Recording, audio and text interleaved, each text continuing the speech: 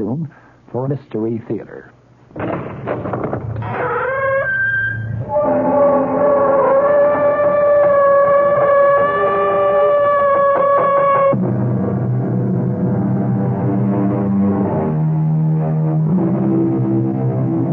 Come in. Welcome. I'm E.G. Marshall. Welcome to the world of your own terrifying imagination. Mark Twain once said, "Everyone talks about the weather, but no one does anything about it." The same thing might be said of the state of morality in the world today.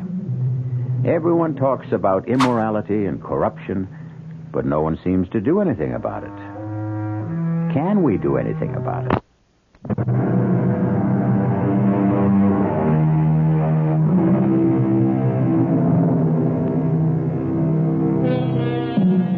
Prometheus' gift of fire to man was a blessing, bringing warmth, cheer, enabling man to cook his food, and also protect him from wild beasts.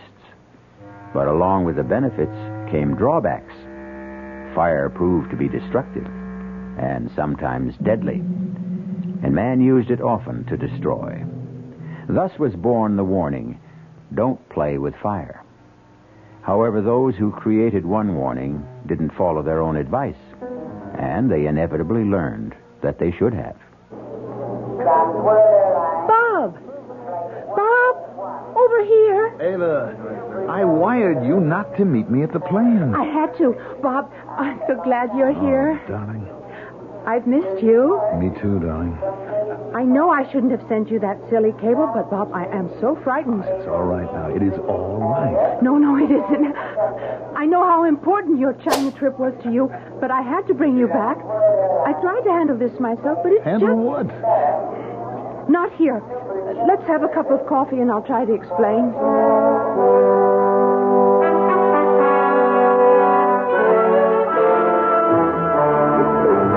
Ava, I just don't understand. What's your father afraid of? I don't know, and he won't tell me. That's why I sent for you, Bob. Maybe he'll talk to you. You know, darling, if you were anyone else except the level-headed, beautiful girl that I'm going to marry, I'd say this whole thing was nonsense. You won't say it after you see Dad. You won't recognize him. Why, you mean he's changed physically? Not so much in appearance, but in his attitude. You know the way Dad was completely self-assured, positive. Yes, and sometimes wrong. Of course, who isn't? But you don't get to be the head of one of the largest corporations in the country by running scared. And, Bob, believe me, Dad's terrified. Can you picture Vern Marcus scared?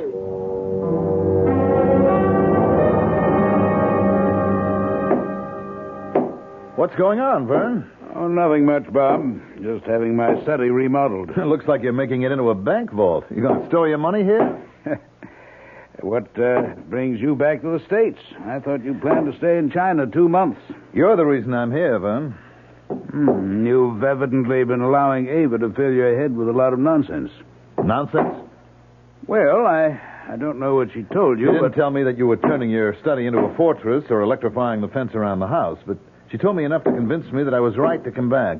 What's frightening you, Vern? Now, leave me alone. Just leave me be, that's all. Is that too much? Much too much. Stop thinking about yourself and think of what you're doing to Ava. Ava has nothing to do with this. No? How would you feel if your daughter built herself a fortress and locked herself in, turning from an outgoing, beautiful girl to a frightened, petulant child, asking only to be left alone? Would you try to help? All right, Bob. You win. One promise. You mustn't tell Ava. But she's frantic with worry. I have to tell her something. No. At least let me tell her that you've confided in me. That will help. That's all you'll tell her? You promise? I promise. All right. My telling you isn't going to do any good. I'm caught, that's all. Caught? By what? The Promethean Society. What's that? It's a small, secret society dedicated to doing something about the lack of morality in the world today. All right, but what do you mean you're caught? I have 1 week to give the leader of the society, a man who calls himself Promos, $1 million. For what? Well, ostensibly to spread the message of the society. Well, what kind of work do they do that takes $1 million? A public relations campaign. Newspaper advertising, television, radio. There are even discussions of making a motion picture, and that takes money. Well, I don't see the problem, Vern. If you really feel that this is worthwhile, you make the contribution. If you don't, you tell them you won't go along. I'm afraid that's not possible. Oh, come on, Vern. What are they going to do if you say no? Rather than tell you, I'll show you. Timmy, Bob Steele remembers you. I'm sure you remember him. Sure. I remember, Bob. How are you? Well, I'm fine, but what are you doing in the wheelchair? Learning how to operate the darn thing. I can move it pretty good. It's the brakes that bother me. Oh, watch it. That's all right. I've got you. Oh, thanks. Now, Vern, what brings you here? Actually, it was Bob. Bob? What can I do for you? Well, Vern seems to be passing the buck. I'm trying to find out what's got him so uptight, and he told me that... What have you done, Vern? What have you told him? Well, nothing yet. You see, Ava cabled me in China because she was so worried, and I came back to try to help. How much have you told him, Vern? Well, about our joining the Promethean Society, and that they've asked me for $1 million in contributions, and they asked you for half that, and you didn't pay. Well, Bob wanted to know what happened to you, so I brought him here to show you. You want to see what happened to me, Bob? Unwrap the blankets around my legs. What? Do as he says. And look at his feet. Good Lord. What happened? 3rd-degree burns. The doctor tells me scar tissue will take about 6 months to form. Oh. And then I can start to learn to walk again. How did it happen? Well, I was here, in my house. One day, my feet just burned up. Tell him, Timmy. That day was just 2 days after you refused to contribute the $500,000 that Promos had requested. Ava, darling, get off my back. Oh, Bob, what's happening to us? Why are we so ugly to each other? Because something pretty ugly is going on. And you don't think I'm old enough to be let in on it? Look, I've already explained to you that I gave your dad my word. Well, at least tell me how you're going to help him. Will you be satisfied with that? I guess I'll have to be. All right. You remember me telling you about a buddy of mine in Vietnam? I think so. His name was Brian. Brian? Yes, Brian Casey. He went from Marine Sniper Scout to the Chemical Warfare Branch, and now he runs a private detective agency. Now, he should be here in 5 minutes. Wish us luck. I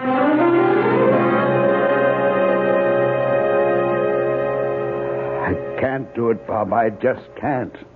Vern, think what we're asking. Only to stall. He'll tell me I've had enough time. I've known about this for weeks. He's right, Bob. Look, Casey, I brought you here because I believed you could help. Now, if you're going to agree with him... Just stalling isn't enough, Bob. We've got to have a plan. And before I can even think of anything, I've got to see what this organization looks like and how it operates. I've told you, Mr. Casey. It's not good enough. I have to attend one of those meetings. I just don't believe that any man can control fire. Then how do you explain what happened to Timmy Burns? I can't. Yet. And we still can't be sure that Burns told it like it happened. Well, Timmy has no reason to lie. And you must believe that this Promos can control fire. I only know what I saw. I saw his feet, too. After whatever happened, happened. Well, what could have happened? Except what Timmy told us. Well, tell you one thing that could have happened. 2 rough gents could have called on Burns, tied him up, gagged him, and roasted his feet. I saw his feet, Casey. This couldn't have been done with matches. Bob, you know better than that. Now, think back when we were in Vietnam. Remember the defoliants? Flamethrowers? Now, these guys could have used that on him. Well, then why wouldn't he tell us? Because they told him not to. And he sure would listen after they finished with him. Never thought of that, but it is possible. No, you don't know Promos. You think he's a nice guy? You wouldn't stoop to a thing like that? Well, I don't know what he is. A fanatic or a blackmailer. But there's an aura of power about him and a certainty. Now, I don't know, but I'm sure that he doesn't have to use others. And certainly not thugs like you described. Well, that's why I have to meet him and see his operation. That's the only way I can help. And I don't see what good that'll do. Let's look at your options, Vern. One, you can pay. Just the first in a long string of payments. Two, you can blow the whistle and go to the district attorney. With what? Tell him you joined the secret society willingly, that it's dedicated to restoring the moral tone of the world, and that you've been asked for a contribution. That's why I haven't considered the police. Or three, you can believe me when I tell you that Casey here is the toughest, most competent, and most highly trained private operative I know, in addition to being a buddy of mine from Vietnam. I'm not downgrading Casey. I just don't see what he offers. A long shot. You can take me to your scheduled meeting tomorrow night and introduce me as a sinner who's seen the light. I'm an ex-Marine, a Vietnam veteran. Well, I made a bundle in the black market, and now I want to give some of it to the Promethean Society to make the world a better place. But I want to see before I give.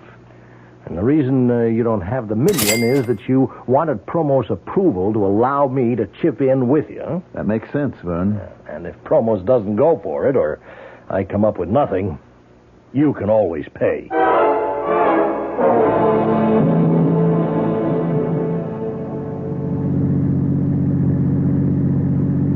How you feeling, Vern? Nervous. Very nervous. I wish Bob could have come. Relax. Just do it the way we rehearsed it. You were letter perfect. But what if Promus asks me about... No. I'll handle the questions if they're about me. Now, clue me in again on the way this affair is run. It'll take your mind off what's worrying you. Well, the members all gather in the clubroom. Very austere, but comfortable. We generally chat with each other, and then when a gong sounds, we go into the assembly hall. That's a large room. I think it used to be a ballroom. It's been fixed. It has a stage at one end with a platform. And that's where Promo stands when he talks. That all? Well, there's the fire, but you know about that. At a certain point in his address, he raises his arms and extends them in the white and gold robe. And suddenly, he's consumed by fire. But it never burns him. Never. And you have no idea where the fire comes from? None. We've all talked about it. At first, we thought it was some magician's trick, but we can't be sure. You never had the stage checked out? Well, we talked about it, but we never did. Here we are. You know, you'll have to meet Promos before you can get into the meeting. All you have to do is introduce me. The rest will be up to me.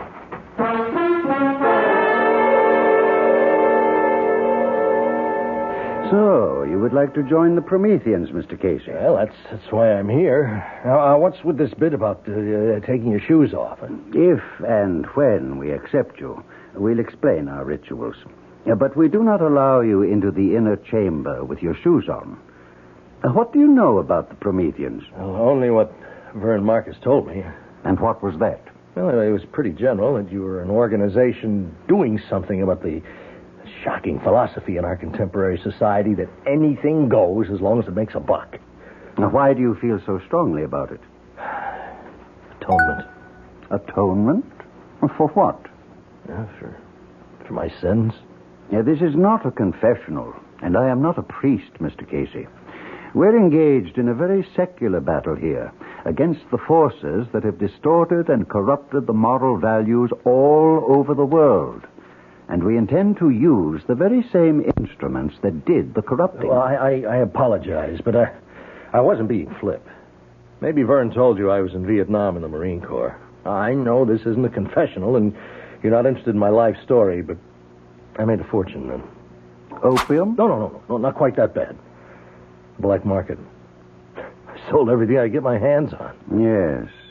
Well, while I'm greatly flattered that you want to join the Promethean Society, I'm sure you're unaware of our admission procedures. We have always selected our members, and only because of Vernon Marcus's stature and the substantial contribution he's making to the society did I consent to see you this evening. Now, wait a minute. Now, much as I sympathize with people like you, you're not the type of member we seek. You know, up until 5 minutes ago, I thought your organization was doing something, but now I think different. Now, what do you think now, Mr. Casey? I think maybe you are money hungry like I was in Vietnam, and you want to stick Marcus for the $1 million and figure on picking up another $500,000 for me later on. If that's what you think, Mr. Casey, I'd be delighted if you'd stay for the meeting. You mean that? I never say anything I don't mean.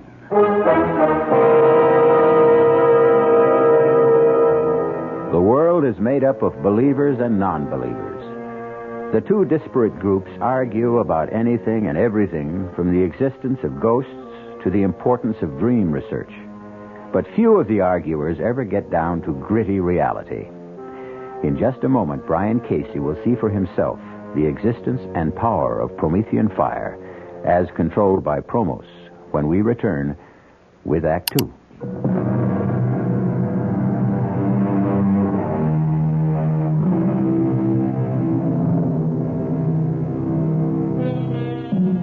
Have you ever noticed how much atmosphere plays a part in our lives? For example, it would never occur to anyone to hold a seance in a subway. And although the Promethean Society did not feature ghostly voices and trumpets and tambourines, its inner room or shrine was austere and impressive, with straight-backed chairs and organ music setting the proper atmosphere. The only light came from two flaming braziers on either wall. Promos, resplendent in a white and gold robe, stood at a lectern on a slightly raised stage.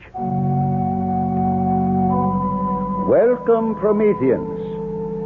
Just as Prometheus brought man the gift of fire centuries ago, so are we dedicated to remind man that his salvation lies not in unbridled freedom and corruption, but in shoring up the wavering standards of morality and truth. Tonight, we extend a welcome to Brian Casey, a man who has indicated his desire to join with us, and who, after he has passed our scrutiny and been accepted, will undergo the rites of purification with which you are all familiar.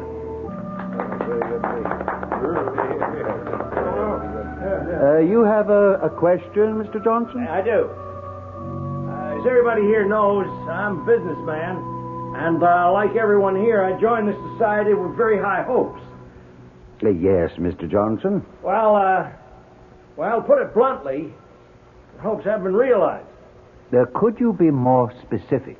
Well, we all know it takes money to mount a campaign of the proportions you outlined to us, and we all contributed at the onset.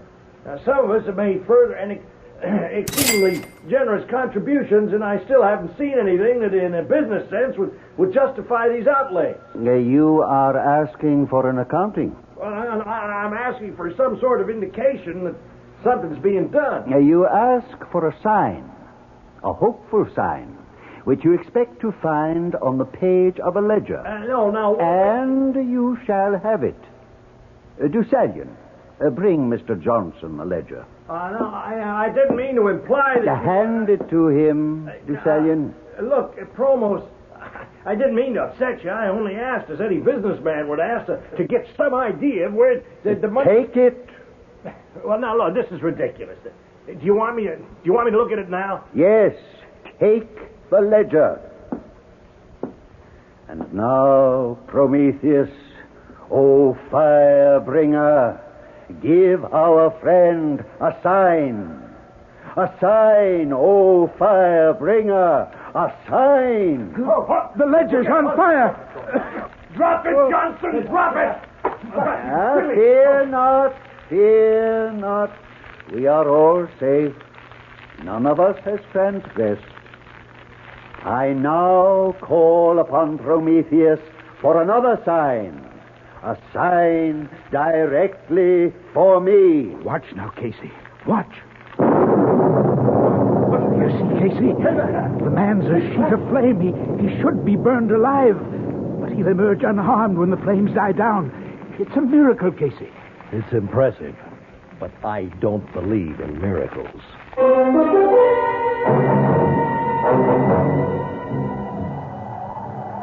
Well, Casey, what did you think of the meeting? I can shake you up pretty good. I'll tell you more when we get into the car and start home. Mr. Marcus. Mr. Marcus. Yes, Promos? Haven't you forgotten something? Oh, you mean... Your contribution. The society has been counting on it. Of course. You understand that I've had some difficulty in... You've had plenty of time. I know. But I can't... Have you changed your mind about making the contribution? Oh, no, not at all. I was just waiting for Mr. Casey here to... Mr. Casey informed me of his wish to contribute. But I must ask you, Mr. Marcus, in front of Mr. Casey here, are you completely familiar with his background? Why, yes, I think so. Now, what are you getting at, Promos? You're not yet a member. We cannot accept outside contributions. Well, what's that got to do with my background? Your background will determine whether or not we accept you. That's fair enough. If you accept me, you can take my $500,000. If not, it's up to Marcus to make the total $1 million contribution. Yes, I will. When can I expect to hear about my application? I should say within the next 48 hours. Yes, definitely within that time.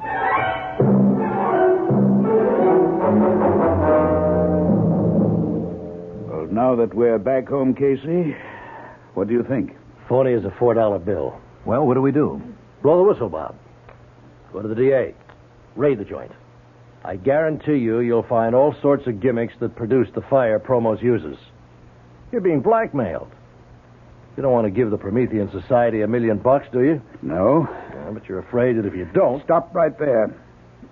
Now, you saw what happened to Timmy Burns. That's what I'm afraid of.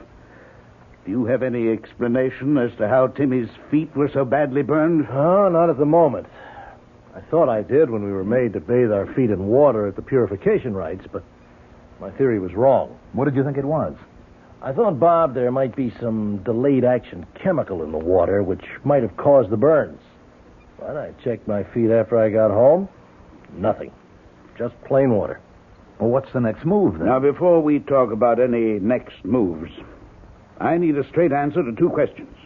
One, can either of you guarantee that nothing's going to happen to me? Two, if we call in the police, can they give me the same guarantee? The answer to both questions must be no. Casey, thank you for your trouble. I'll send you a check. It's been nice to meet you.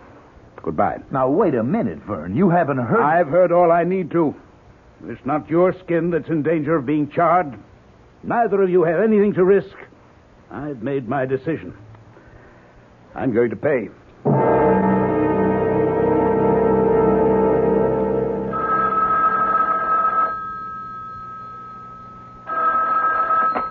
Casey Associates. Ah, Mr. Casey. How fortunate I reached you so promptly. Who is this? You don't recognize the voice? Promos? Exactly. I don't suppose I have to spell out our decision on your application. I don't understand. Oh, come now, Mr. Casey. The little game is over. Since I've called you at your office, you must realize I know you're a private investigator. So? Well, surely you don't expect the Promethean Society to... I'm a private investigator. Now, does that make me a second-class citizen? If you've done any checking at all, you found out that I was in Vietnam and that the rest of what I told you is true. Please don't excite yourself, Mr. Casey. Private investigators are, by nature and profession, skeptics. Philosophically, you can't possibly be attuned to our lifestyle. Therefore, it's my irrevocable decision to refuse you membership. I called because I wanted to tell you this personally. Okay. It's your candy store. Not entirely, Mr. Casey. Although my instincts tell me you don't accept it, there is a god involved. You remember Prometheus? Look, Promos. I would like to hire you, Mr. Casey. What? You do undertake assignments that are of a protective nature? Yes, but It would be to our mutual advantage if you would. I have reason to believe that my life may be in danger.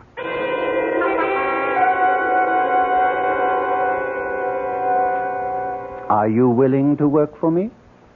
You'll be wasting your money. It's my money. Well, I'll think about it. Now, while you're thinking, consider the fact that if you were really serious about wishing to join us, you might be doing me an even larger service by keeping me alive so that the work of the society can go on.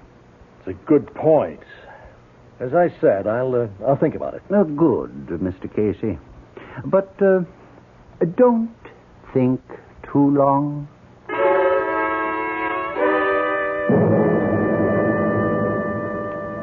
I'll tell you, Mr. Marcus, he's getting nervous. Otherwise, he'd never have tried to hire me. Maybe it's true. No way. Promos needs protection as much as an intercontinental ballistics missile. You agree with me, Bob? Well, it looks that way. Well, I don't see how it changes my situation. I still have 24 hours to pay. Correct. But if he's running scared, and it looks like he is, then he's got something to be scared about. Look, he's very big on Greek mythology with all this Prometheus stuff, but he's got to have an Achilles heel somewhere, and he's afraid we might find it.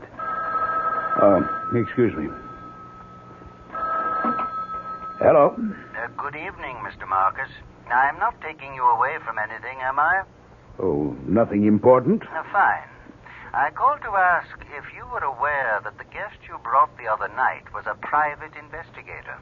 You mean, Brian Casey? Yes. Well, does that disturb you? Somewhat. A man of his type is hardly Promethean society material. Well, I'm sorry if I made an error in judgment. It thought... doesn't matter.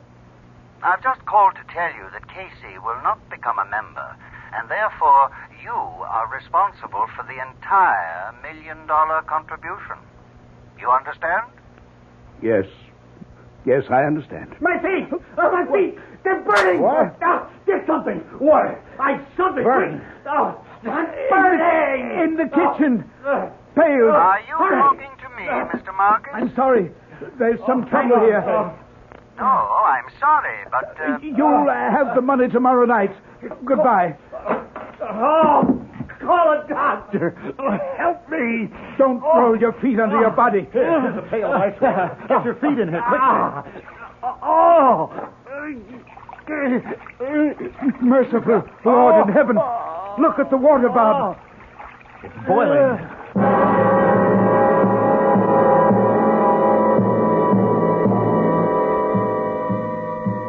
What can turn a pail of ice water into a bubbling cauldron?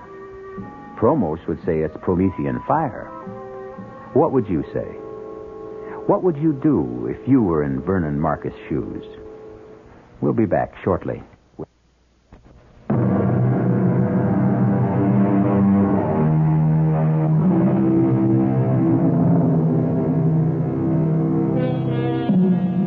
If any human could control fire, he could easily rule the world, unless this power was granted to him by Prometheus and could only be used when Prometheus gave his permission and blessing.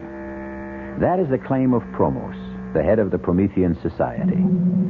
We return to our story to find Brian Casey in a wheelchair, with his feet badly scarred and burning for revenge.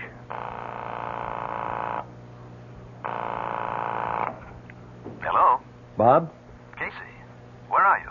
I'm at my office. But your feet... I'm in a wheelchair. Now, they tell me I'll be back walking in less than 3 months. You've got to do me a favor. Of course.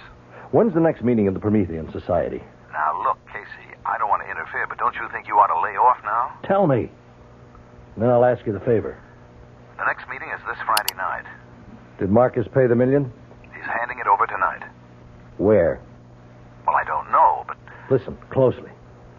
I want you to persuade Marcus to invite Promos to a big shindig at his house tonight.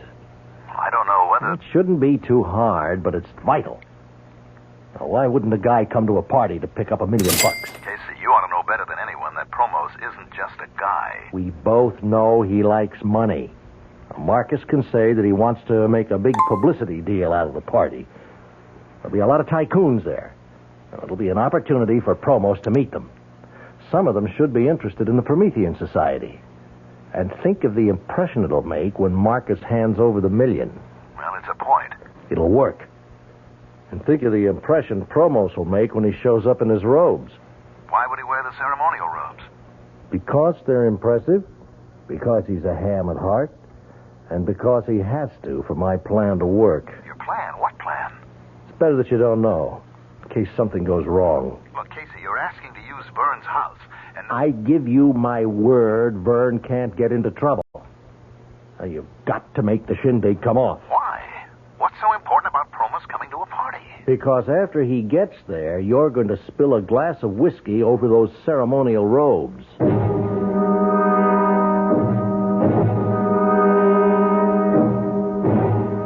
You've reached 518-8028.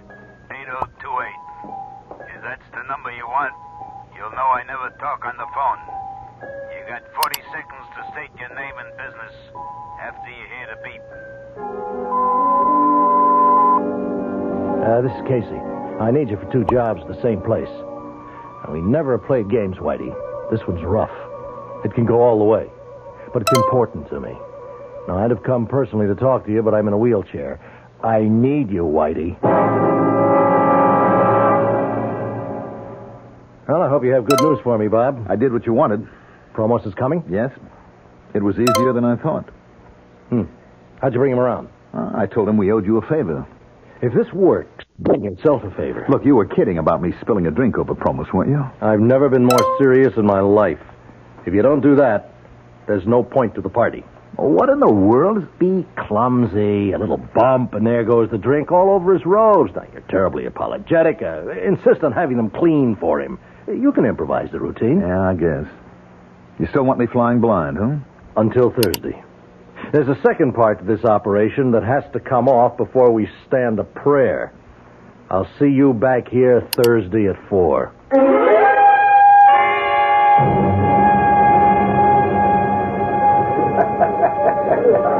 Bob? There's something very strange about this party. Nonsense, darling. I'm having a ball. Well, who's this Promos? Oh, he's quite a guy. Does he have anything to do There with... you are, darling. Enjoying the party? Oh, excuse me, Vern. Ava, do you want a drink? No, thank you. And you don't need another either. Honey, we're not married yet. Dad, Yes? I want to talk to you about this party.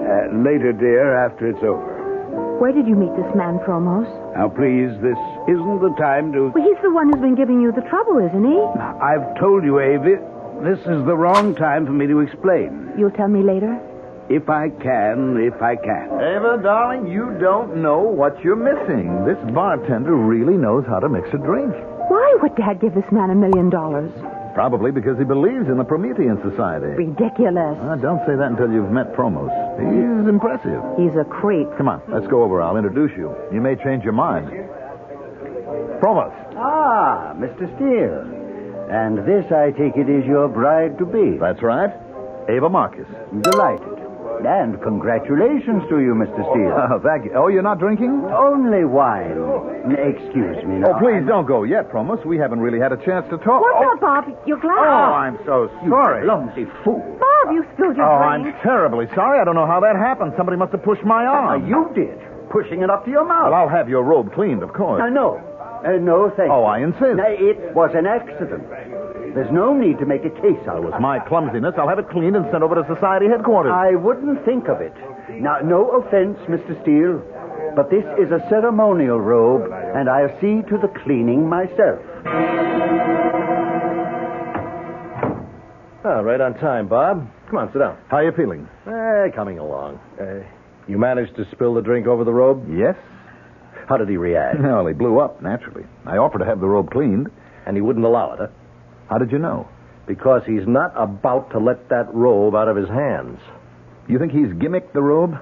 I think I figured the answer to a lot of his tricks. You remember the ledger that burned up in Johnson's hands? Sure. Probos has definitely had experience with chemicals and combustibles. He's come up with some special ways to use them. Now, that ledger was treated with an unusual substance that would ignite when touched with the heat of a human hand. Yes, but the guy who brought it to him, Deucalion or something. He was wearing gloves. Are you sure? Well, I'm sure about the gloves. The rest is an educated guess. I learned a lot about chemicals in Vietnam. Well, how does the robe come into it? I just finished looking over Promo's ceremonial robe. How'd you get it? Remember Whitey Phillips? Where did you find Whitey? He's got a locksmith business. I can't believe it. Forgive me for laughing, but that slick crook, a locksmith, is just too much. Well, it's a perfect business for Whitey. Now, he was here 10 minutes ago. He brought me promo ceremonial robe. You got to be kidding. Whitey stole it? No, not the robe you stained. I told him to lift the clean one.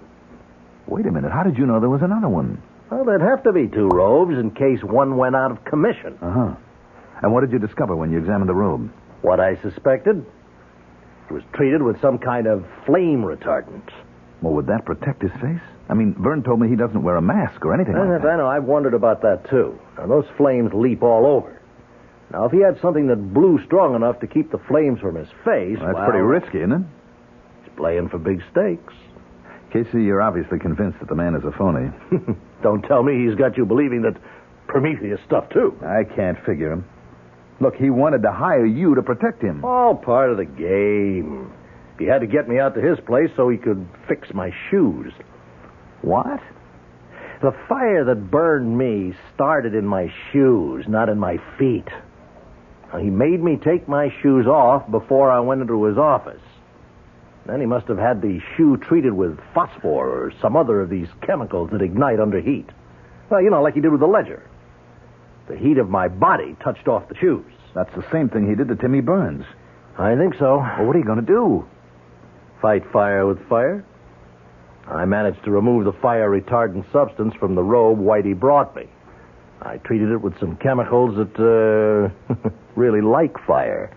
I fixed it so that Prometheus will really have a chance to bring the gift of fire to Promos.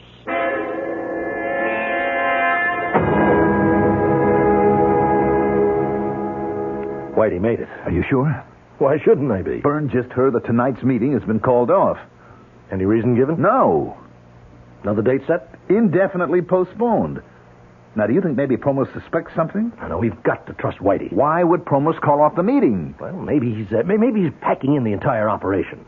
With Marcus Million, he may figure he's had it. Now, that leaves us up the creek. Only one option. We have got to get that meeting rescheduled.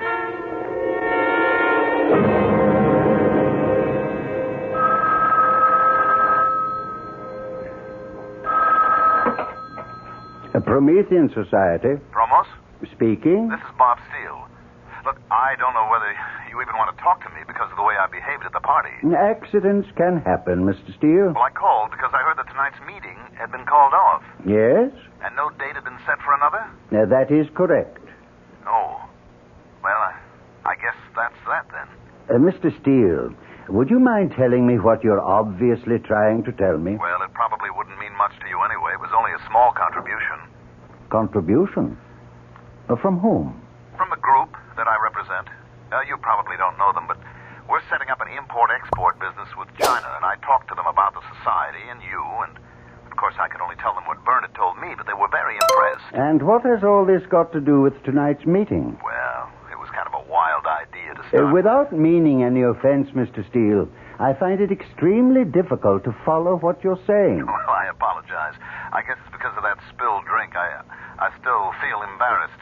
I think I ought to just forget the whole thing and return the briefcase with their money. I think it would be a lot better and clear up a confusing situation if you came here and told me just what you have in mind.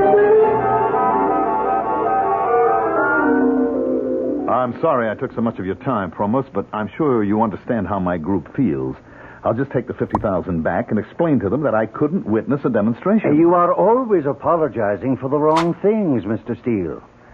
First you spill your drink on me. Now you say you're sorry for taking my time when I asked you to come here. But you don't apologize for putting me in the position of a cheap magician putting on a magic show for money. I never intended anything. Now, what did you intend? Just what did you tell these business associates? That I was some kind of sideshow freak who would become a fire swallower for a fee? What's the name of this game you want me to play? I'm terribly sorry. You're sorry? You've not only insulted me, but Prometheus.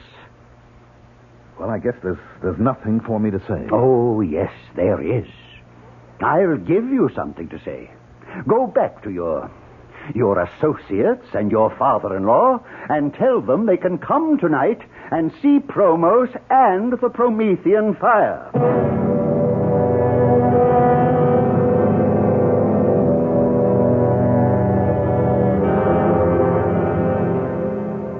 I don't like it. What's going to happen? At this point, I don't know. Well, what did Casey say when you told him how Pumas reacted? Good evening. I will extend no welcome to those of you who have come tonight, not because you believe in a cause, but out of curiosity. I don't like this, Bob. Tonight, will you have the courage to face Prometheus, as I do? Oh, Prometheus, bring me your gift, your gracious gift of the purifying fire. Behold the fire, the consuming flames that Prometheus... Take it off! Take it off!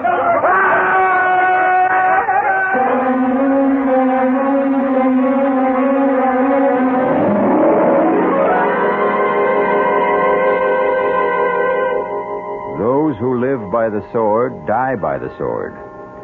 The man who called himself Promos, who lived by fire, died by fire. A flaming, horrible death. A warning to whom? To criminals, and perhaps a warning from Prometheus not to misuse the gift he brought mankind. I'll be back shortly. Our cast included Julie Newmar, Mandel Kramer, Earl Hammond, Guy Sorrell, and Sidney Walker. The entire production was under the direction of Hyman Brown. Radio Mystery Theater was sponsored in part by Sign-Off, the Sinus Medicines, Anheuser-Busch Incorporated, Brewers of Budweiser, and the Kellogg Company, makers of Kellogg's Special K cereal. This is E.G. Marshall inviting you to return to our Mystery Theater for another adventure in the macabre. Until next time, pleasant dreams.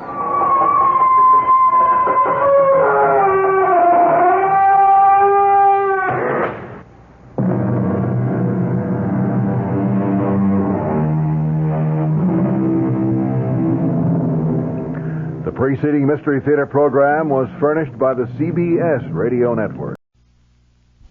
And now, Mystery Theater.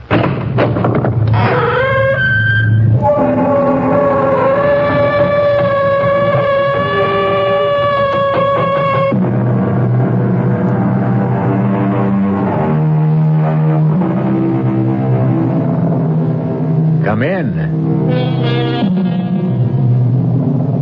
Welcome. I'm E.G. Marshall. Welcome to the exciting world of your own imagination. The law says, thou shalt not kill. And that's the law most of us openly acknowledge. Yet, there are other laws and drives that stir primitive, long-forgotten urges, instincts, laws that raise murder from the worst of sins to the most satisfying of deeds. Hey, please, let me go. Oh, no. I've got you now, Jim. You have no reason to kill me. We're friends. It's nothing personal, Jim. Why? Why do you want to kill me? A hawk kills a rabbit. Why? Because he has to. It's the law of nature. Frank, you're crazy. Put away that knife. I'm a natural man, Jim. I'm only obeying the law of nature. Kill me!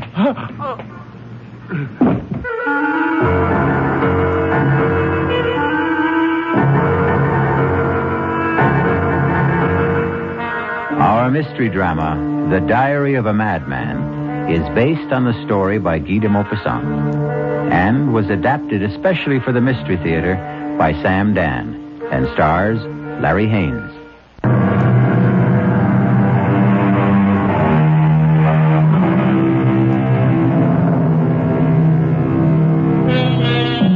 Homicide is illegal, immoral, and a mortal sin. We condemn and punish the murderer. And yet, from time to time, doesn't an entire nation rise up in righteous anger and slaughter another nation? And so, there are those who, naturally enough, ponder the question. If it's noble to kill for one's country at wholesale, why is it base to kill for oneself at retail? These are the thoughts that occupy the mind of a tall, well-dressed, dignified gentleman. He's walking down a deserted street very late one night in the early summer, some 25 years ago. As he passes a darkened doorway, he hears a gasp. Oh, what a relief. I beg your pardon. Oh. Is something the matter, miss? Yeah. Oh, it's only you.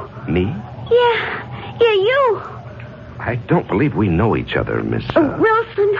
Darlene Wilson. Oh, my glad it's you. I'm afraid I don't understand. Well, you see, I took this job at Benji's Diner. My first night at the job. You know the place? No, I can't say that I do. We'll never go there. Oh, what a bunch of creeps. Anyhow, somebody said this street was a shortcut to the bus stop. And I was walking down the street and I heard these footsteps coming up right behind me. Well, wouldn't you be scared if you was me? Well, I suppose. Oh, I got so scared. I tried to hide in this doorway. Oh, and it turned out to be you. Well, I'm sorry I frightened you. Oh, forget it. You're just the kind of person somebody would like to see on a lonely, deserted street late at night. Really? Why? Well, you're so well dressed. Is that all? Well, look. Is it okay if I walk with you as far as the boulevard? I guess it's pretty safe there. Yes, of course. Do you mind if I ask you something? Please do. I really shouldn't ask strangers such questions, but what's a person like you doing in a neighborhood like this, anyhow? I was looking for somebody. Down here? Yes. What kind of person will you be looking for in this part of town? I mean, it's none of my business. Well, in a sense, it is your business. It is? How? Because, I happen to be looking for a person like you. What? What did you say? Person like you. What are you talking about? You see, I have a certain urgent need. Now, listen here, mister. If I was that kind of a girl, No, Darlene. It's obvious you are not that kind of girl. Well, then, what do you want from me? I want your life, Darlene. What are you saying? No, please, get out of my way. Oh, no, Darlene. Let go of me. Let go. No, I can't, Darlene. You can't kill me. I never did anything to you. No, of course not. I don't even know you. There's nothing personal in this, Please, Darlene. I'm scared. Please leave me alone. Now, please, don't struggle. I won't hurt you. It'll be over very quickly. I don't want to die. Don't please.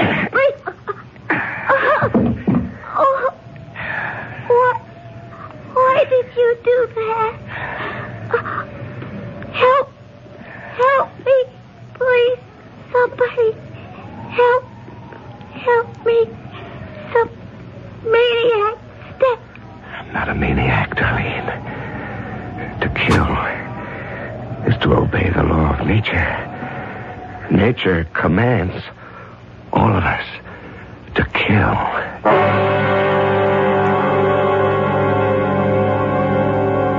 June 29th. I've done it again. And again. It was so easy and exciting. She struggled desperately. I could feel the wild beating of her heart, the hysterical pounding of pulses. And then the climax of the drama. A single thrust of the blade. And once again, no one will ever know. Who could possibly suspect me? The knife. I carefully cleaned and hid it in my desk. There was blood on my lapel. I scrubbed every trace of it away.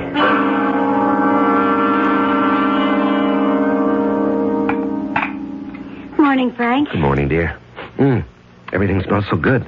You mean you've regained your appetite? Well, I don't know. I'm starved. Oh, that's wonderful. I've been so worried about you lately, Frank. What did the poet say, dearest? Come fill the cup. Well, fill my cup and my plate with doubles of everything. What's come over you? Well, I feel like a brand new man today. How was the banquet last night? Oh, the usual political nonsense. Anyone want you to run for the Senate? Well, as they say, the feelers were out. Do we want to live in Washington? Oh, darling, that was a bore. I made an excuse and left early. Oh? Where'd you go? Oh? Out for a stroll? One of your long walks? Mm-hmm. Clears the mind. Doris took your coat to the cleaners. The lapels were all wet. Yes, I tripped and fell to the pavement. Oh, you didn't hurt yourself? No. I landed on some grease or paint or something. I tried to wash it off when I got home. Well, you didn't have to bother. Doris said it looked like blood. Oh, it sounds ominous. Anything in the paper? Oh, the usual mess. Plus a nasty little murder. Oh? A young girl who worked in a diner, killed on her way home from work. Oh, killed, huh? Why? How? How? Stabbed to death on a deserted street. Oh, what a terrible thing. She was hardly more than a child. How would you know that? Well, you said a young girl. She was just 18. Oh, but why? Oh, I think it'll turn out to be a lover's quarrel. Really? They picked up her boyfriend. Seems the two of them had been quarreling. About what? Oh, use of the car. Her parents say she was angry because he took it, but he claims it's as much his as hers. Well, what do they have on the boy? Well, he's got bloodstains on his jacket. Oh, well, that doesn't look good. No. He claims he was out riding around. No. Into a fight. Oh, with whom? Well, that's the problem. He'd been drinking and can't remember where or with whom. Oh, why do we talk about these things at home, Frank? Isn't it about these bad enough you have to live with them?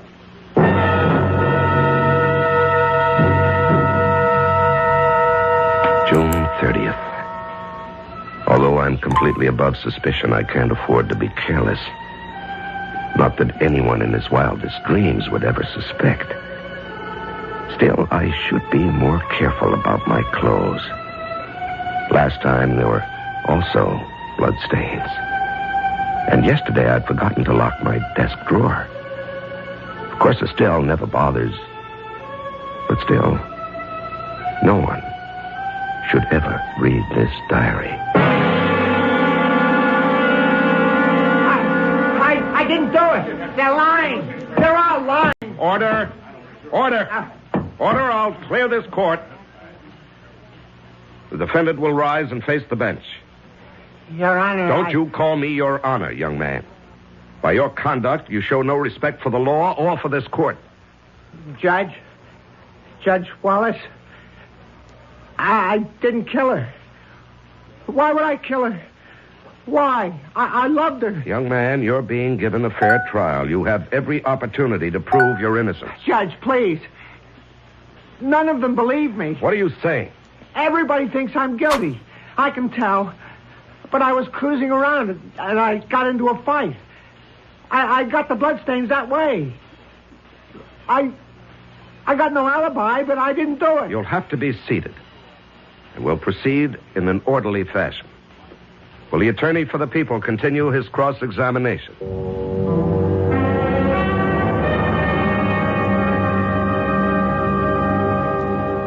Aren't you going to finish your steak, Estelle?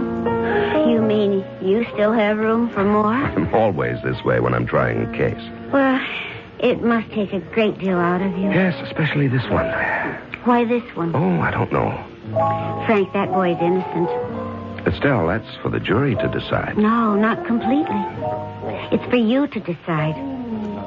I think you've decided. How can you say that? By the way you're handling it. Please, Frank, you may not be aware of it, but... Aware of what? Well, you're favoring the prosecutor. Now, that's ridiculous. Well, then, it has to be my imagination.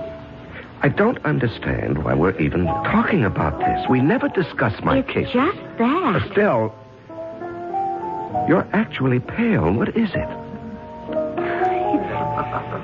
I'm convinced that boy is innocent. Well, if he is innocent, he'll be acquitted. But you know that isn't true. The innocent don't always go free, and the guilty aren't always punished. Estelle, I've never seen you like this before. I know, and I just can't account for it. But I have this conviction. That boy is absolutely innocent. Darlene, there's evidence. I don't care about evidence. Now, that's irrational. Well, what can I do? I know. Don't ask me how. I just know that boy is innocent. Well, then there's every chance the jury will agree with you. No, Frank. That's what makes it so terrible. I don't think the jury will agree with me. I had killed before, but this was the first time somebody was going to pay for it, so it was doubly exciting. I had not only killed her, but in a very real sense, I would also be killing him. He was doomed. I could tell. They didn't like the boy. I could read the verdict in their faces.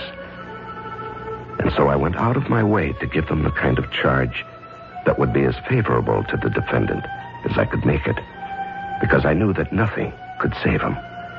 They stayed out a whole day, all night, and the better part of the next morning. There was never any doubt in my mind.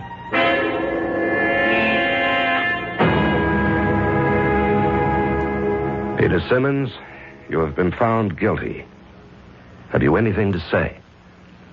I was brought up to believe in God and to believe in justice. And I can tell you there's going to be justice one day. Not today, but one day. And the person who killed Darlene will never be forgiven.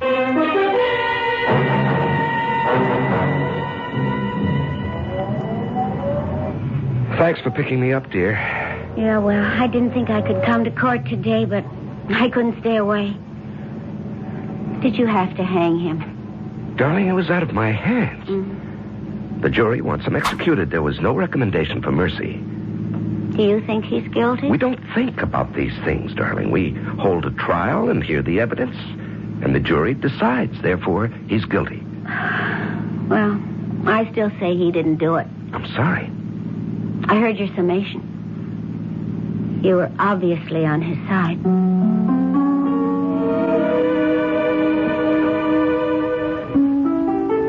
November 27th. All of his appeals ran out. He was executed last night. I understand he died very well. But it isn't as if I killed him with my own hands. And it's been a long time. A very long time since I obeyed the law of nature. I'm growing restless.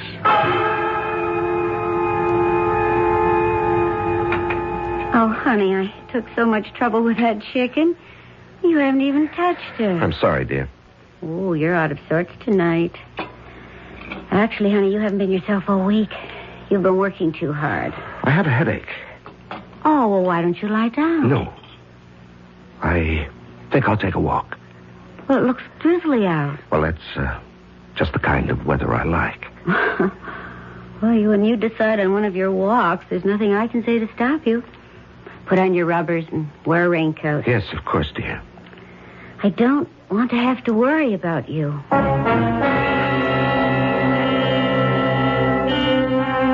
Walking may be good for some people, but it can be extremely hazardous for others, especially for someone who might just happen to run into Frank Wallace.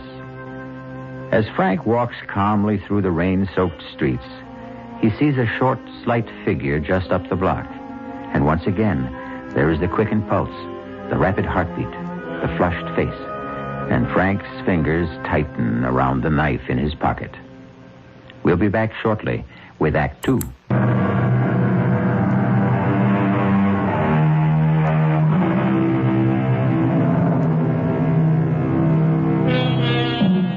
Franklin K. Wallace is a distinguished judge. He's a credit to the community and an ornament to his profession. So what is he doing out late at night on a dark street in a drizzle and fog with a knife in his pocket, moving swiftly toward a man who is walking just ahead of him? What? Hey, well, I'll be. It's Judge Wallace. Evening, Judge. Oh, it's, Jim Downer, don't you recognize me? Yes, of course. How are you, Downer? Well, I tell you, I'm having a problem. Oh? She says to me, Jim, you're chasing around. And it's true. I am. And she says, Jim, you've squandered not just your money, but mine. And it's true, I have. And she says, Jim, if you don't quit, I'll leave you or I'll kill you. Either one, maybe both. I don't know. Hey, what are you doing out on a night like this, Judge? Just walking. Oh, you don't kid old Jim. Nobody picks a night like this to go just walking. Something's up, huh, Judge? Well, nothing you'd want to write about in the newspaper, darn it.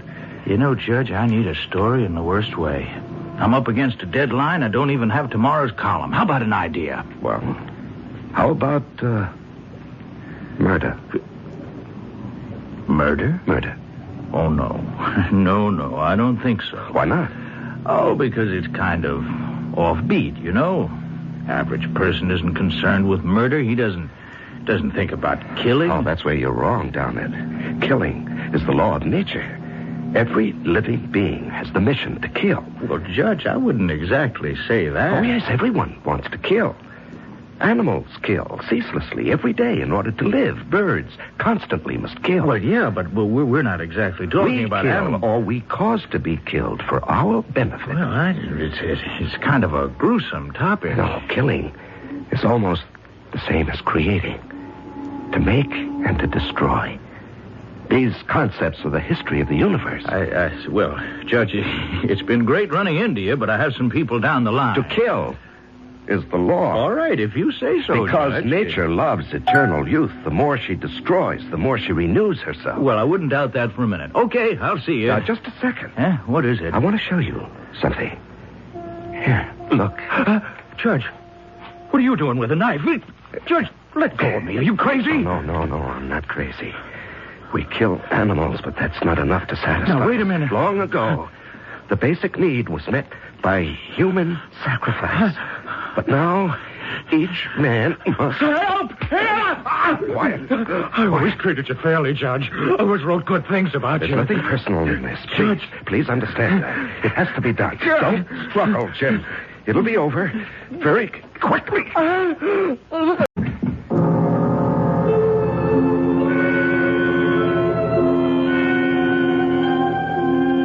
Was he dead? I thought I heard someone coming. His scream may have been heard by someone, the police maybe. If he wasn't, I was doomed. But I didn't have time to make sure. I had to get out of there because I knew I had blood on my coat. I had to get out of there, and I had to get rid of that coat.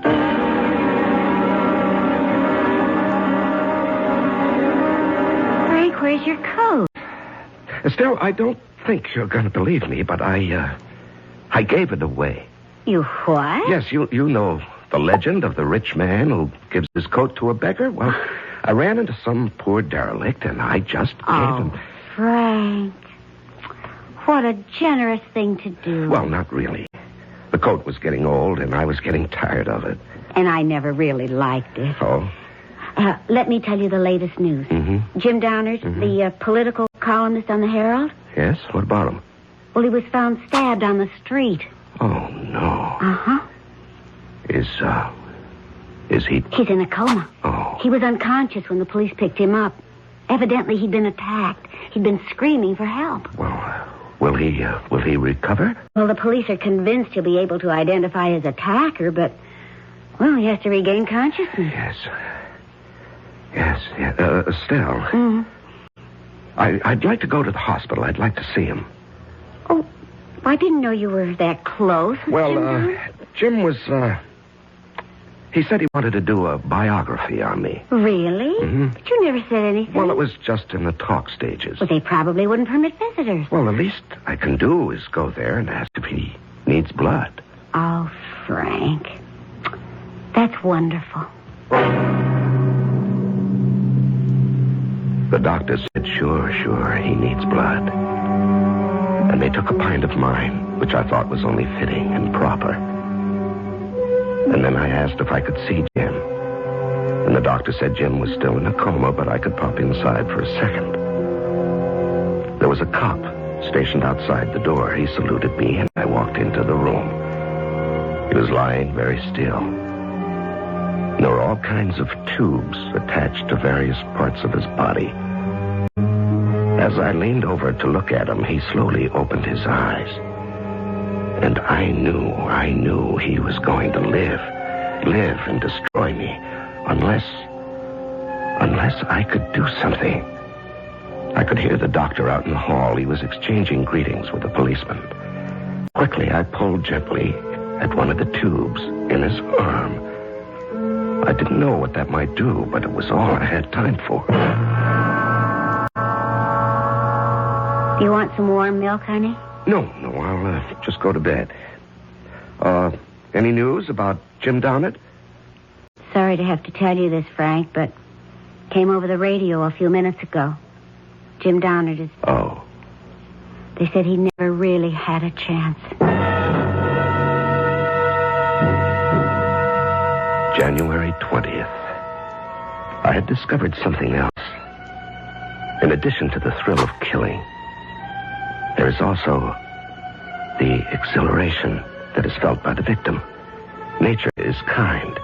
She also gives the one who is doomed a feeling of the drama.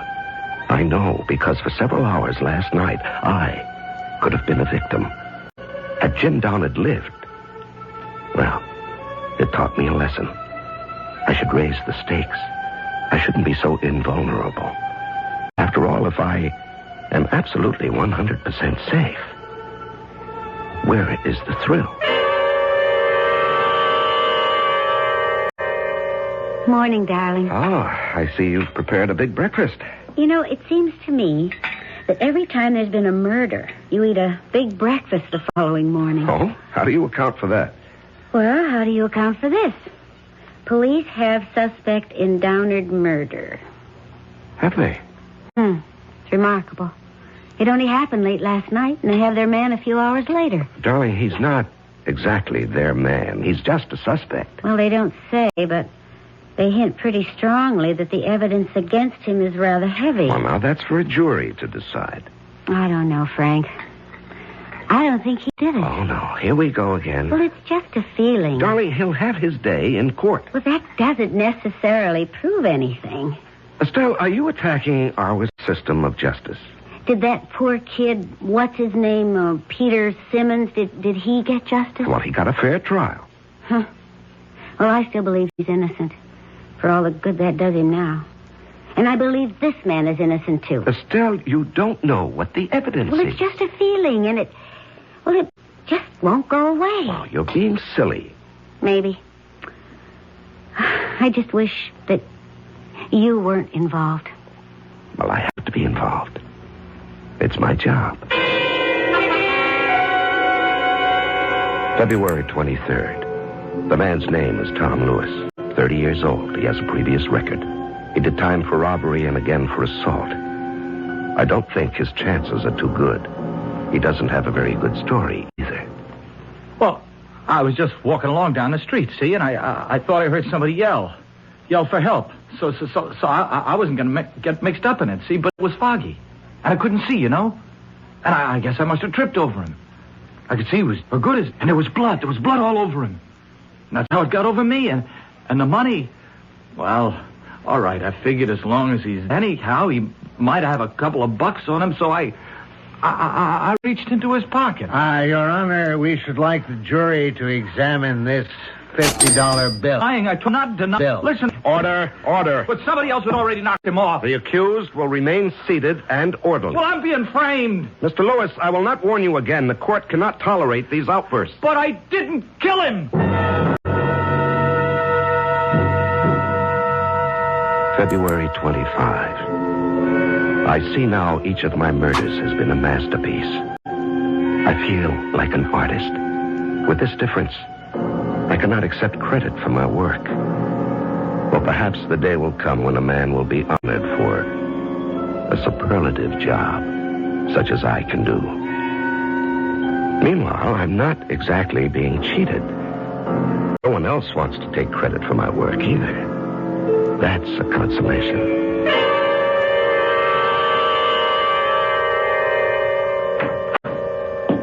Estelle? Yes, Frank?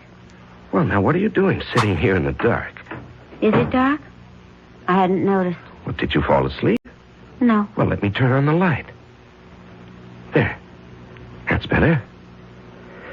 Well, what a day. Did you hear about it on the news? No. The boy. He isn't doing his case much good with all those outbursts. Would you like to go somewhere for dinner? I don't feel like eating out. Oh, well, that's all right. I just assumed. The truth is, I don't feel like eating at all. What's wrong? That's a good question. How can I answer it? Estelle. I don't have the faintest idea of what to say or what to think. About what? About everything. Darling, I wish I knew what you were talking about. But there's really nothing I have to tell you. You're the one who has to tell me. I always tell you everything. I was paying the bills today. Oh, well, that's enough to get anybody down. And, I ran out of blank checks. Oh? I remembered... Yes? That you always have an extra book of checks in your desk drawer. Oh. But you always keep it locked. Yes, that's right, I do. I thought, maybe this time, you might have left it open. Estelle, I never go through your things. We always respected each other's privacy. But the drawer just happened to be open. And I found this little book. And, did you read it? Yes. Yes, Frank, I read it. Every single word of it. Did you tell anyone about it? No, Frank. I've told no one. Well, that's good. That's very good to know. Frank.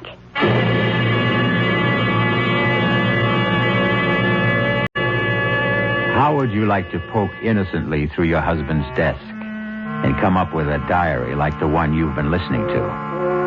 Well, you could say she's twice foolish. First, to find the diary, and second, to let him know it. We'll let you know what happens when I return shortly with Act... Might have left...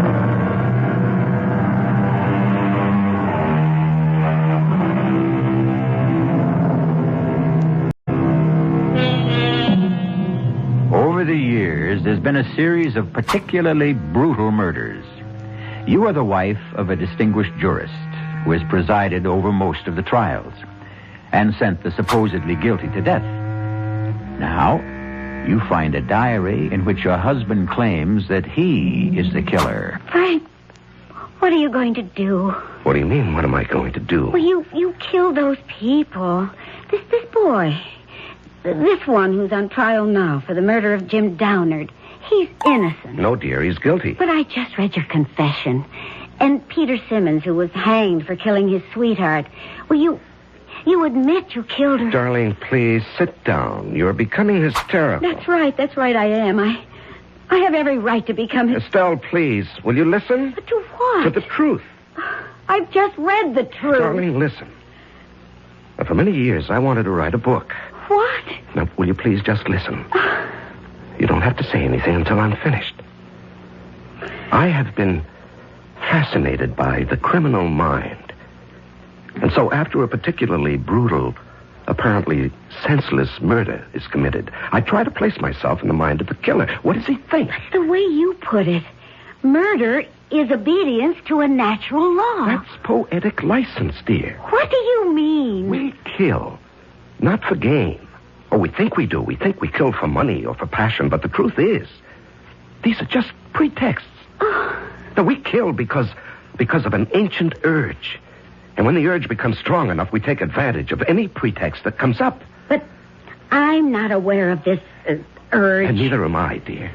It's been refined and civilized out of us, but there are lower types. You see, the Tom Lewises, but the Pete why? Simmons.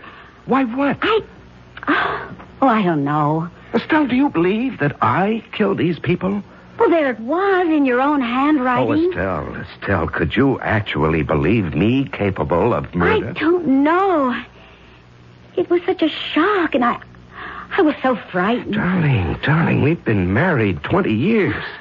Don't you know me there is to know about murder? Thought I did. And then I I happen to remember certain things. Like what? Well, one of those. Each time there's been one. What? Murders. You just happened to be out walking. Well, there is such a thing as coincidence. And when that girl was killed, well, you did have stains on your coat. Oh, darling. Would you hang me on circumstantial evidence? Well, you hung Peter Simmons on circumstantial evidence. And circumstantial evidence is tightening the noose around Tom Lewis's neck every day. Do you seriously believe? No. I believe you. Well, that's better. I believe you. Because I have no alternative. February 27. How could I have been so stupid? Why did I leave that drawer unlocked? I'm sure there are psychologists who would say that I want to be caught, but that's ridiculous. Does she believe me? Does she? Or do I have to kill her? Kill Estelle?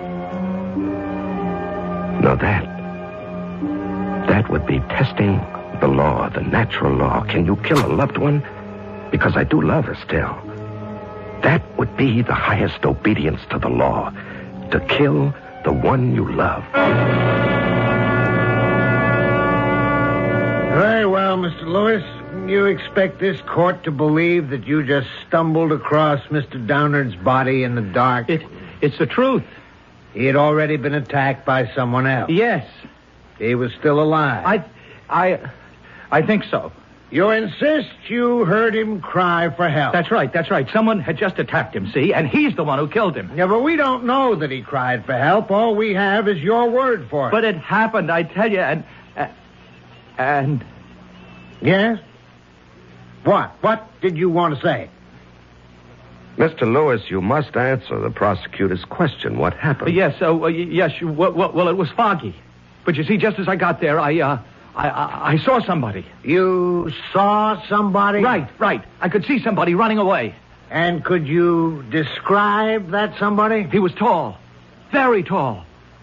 There's no mention of this somebody in any of your previous statements? Well, that's because I was nervous. See, I couldn't think, but now... Yes? Well, now, as I go over it again and again in my mind, I remember.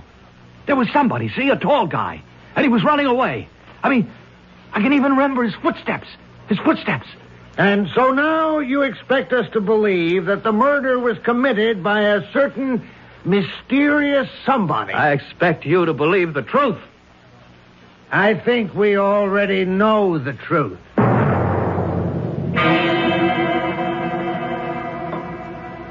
You heard about today's testimony, Estelle?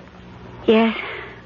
He claims that a tall, mysterious stranger was running away from the scene. Yes, I know about it. I was out walking that night. And I'm tall. Exceptionally tall. Yes. And if you want to add it, I came home without my coat. Now, why would I do that? To get rid of it. And why would I want to get rid of my coat? Because of the stains, naturally. Oh, please, Frank. How are we going to live with this, Estelle? You suspect me of being a killer. I never said You don't that. have to say. I can tell by your face, by the tone of your voice, you suspect me. I don't know.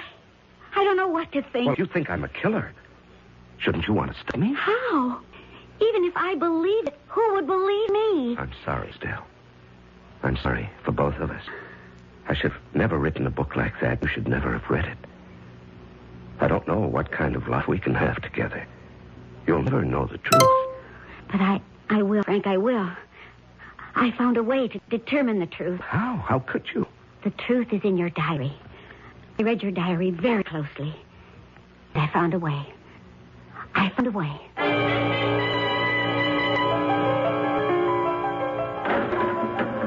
Who are you? That's not important, Tom Lewis. How'd you get in here? It wasn't easy. Now, what do you want? I want to save you. Yeah, why? Listen, I pulled a lot of wires to get into this prison. I'm the only chance you've got. Who are you kidding? I got no chance at all. Unless you can work Miracle. How are you at Miracle, lady? Just pull yourself together.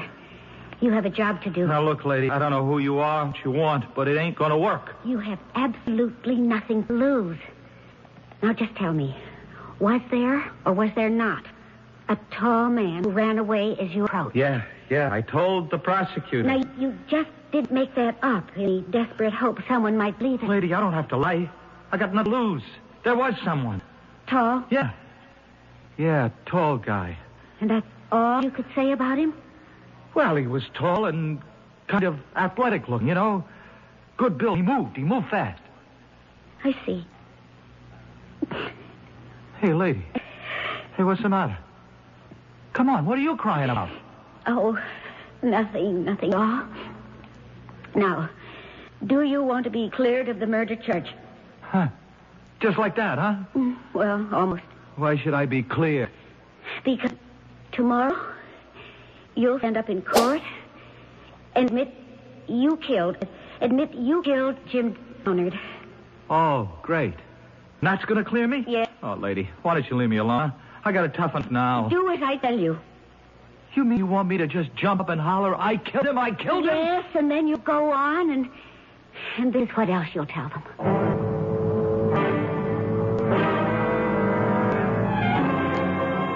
So, ladies and gentlemen of the jury, you've heard all the testimony, seen all the evidence, and now it's up to you to decide whether the accused, Tom Lewis, is guilty as charged of the crime of murder. They don't have to decide. There will be order in this court. Order. I mean, what's to decide? I'm guilty. Hey, here we say. Order. The prisoner will be seated. I'm guilty. You see? I don't know what those clowns on the jury think. I killed him. I killed Jim Donald. I killed him. I'm proud of it. I'm proud of it. Sure, I killed him. What's wrong with that? Everybody kills sooner or later. We're all killers, you see. I killed him because I couldn't help myself. I said be seated. Didn't you ever want to kill somebody, Judge, huh? Didn't you? I'll have you removed from this court. What do I care? I killed him. I also killed that woman last year, you know? That Darlene, right? Darlene, what's her name? I killed her. Her boyfriend swung for it. You did not. I did. I can still feel the wild beating of her heart, you see? The hysterical pounding of her pulse. And then you stab the knife. You didn't kill her. I killed her. And I killed Tom Downard. You can take that away from me. Don't anybody try to take it away from me. Silence! I won't be silent. I killed because I had to. I had to obey the law. The natural law. Nature commanded me to kill. That's a lie. You're a cheap little punk. What would you know about nature's laws? What would an ignorant hoodlum like you know about nature's law? What an illiterate clod like you know about the dark hidden places in the human soul? What would you know about bloody imperatives of the race? I know. I killed both of them. You're a liar. You didn't kill anybody. I did. I killed Darlene Wilson and I killed Jim Donald, and I can prove it. Frank. Now you know, Hazel. Now you know I did it. They weren't cheap little crimes of passion. They were obedience to the elemental law. You know that's the truth, Estelle. Show them the book. Show everybody the book.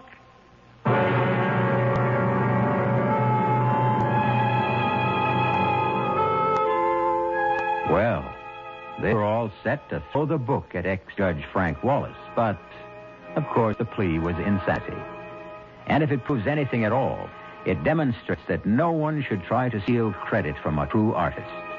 No one else should ever try to pose as the author of his works, even if those works are concerned with murder.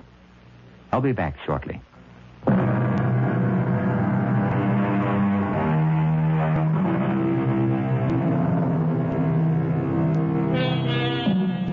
You've heard him say, murder will out. It's supposed to mean that murder cannot be hidden. The fact will eventually emerge. However, the tale you just heard adds a chilling dimension to that statement. It can now mean that murder may slumber deep inside each of us, that one day it may find its way out. No, that won't do. Better enjoy murder vicariously with us. That way, you'll never be tempted or driven. Our cast included Larry Haynes, E.V. Juster, Robert Dryden, and William Redfield. The entire production was under the direction of Haim Brown. This is E.G. Marshall inviting you to return to our Mystery Theater for another adventure in the macabre. Until next time, pleasant dreams.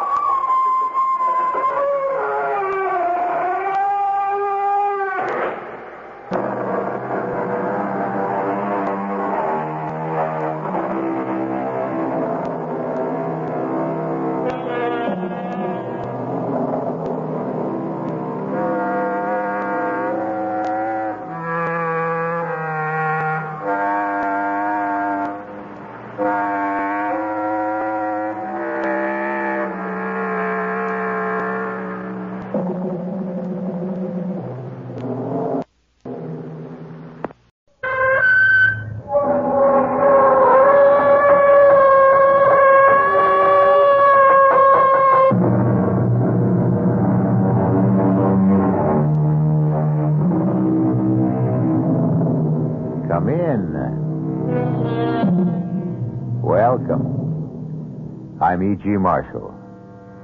Welcome to the terrifying world of your imagination. What would you say is the one single feature that distinguishes man from all his fellow creatures? His brain? Speech? His ability to walk erect? The fact that he's the only living thing that kills for any other reason than self-defense or food? None of them. Something much more simple. A phenomenon shared only by our cousins, the apes. The human hand. This is a gripping, eerie story of a pair of... how best to describe them? Superhuman... unique... no, perhaps best. A pair of immortal hands. Our mystery drama, Death by Whose Hands, was written especially for the Mystery Theater by Ian Martin and stars Stephen Schnabel and Robert Drivas.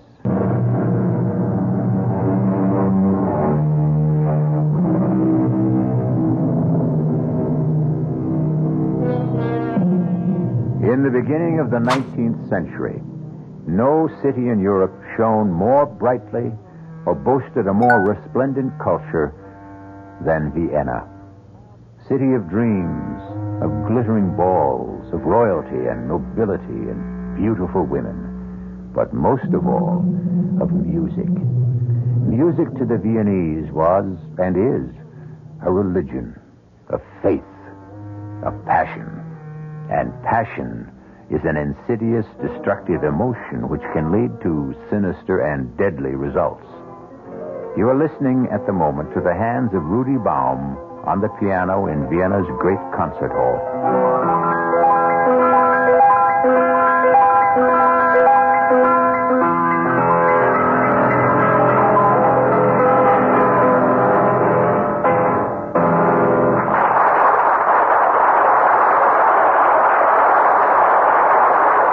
Rudy, you are magnificent. Superb. Listen, they're calling for you. No more encore. I have nothing left. My hands are too tired. Right, my boy. You must not strain them at any cost. Let's go to my dressing room. Rudy, Papa and I wanted to take you straight home to supper. I must go to my room at the university and change first. I am wringing wet. Oh, the touch of your hands. From the whisper of Mozart to the thunder of Beethoven. Oh, we must protect those hands. As a doctor and your future father-in-law, I will make that my business. Well, I intend to be a little part of that legend, you see. Magnificent, Rudy. Du hast wirklich glänzend gespielt. Yes, you were at your best, my friend. It was a remarkable debut. Remarkable. Well, it was a success beyond our wildest dreams. Beyond mine, I must admit. Rudy, I'll drive you back to the university. No, we can drive, Rudy. Papa, there won't be room for five in the carriage. Well, you and I, Helga, Rudy, and Franz. You are coming to our little supper and celebration, aren't you, Franz? I wasn't sure I was invited. Rudy, best friend and fellow pianist. But of course. I accept. I'll go and fetch my hat and cape. Even I will go with you. There will be important people coming backstage. You won't mind waiting a while, huh? Helga and Franz? Natürlich nicht. We'll try not to be too long. You didn't answer the Herr Doctor, Franz. Did I have any other choice than to remain and cool my heels? I think, my friend, tonight your nose is a little out of joint. Why do you say that? Listen to them. Can you hope to match it at your debut? That remains to be seen. I think I'll wait outside. It's uncomfortably hot in here. What? Only for other pianists, I'm afraid, Franz Langermann.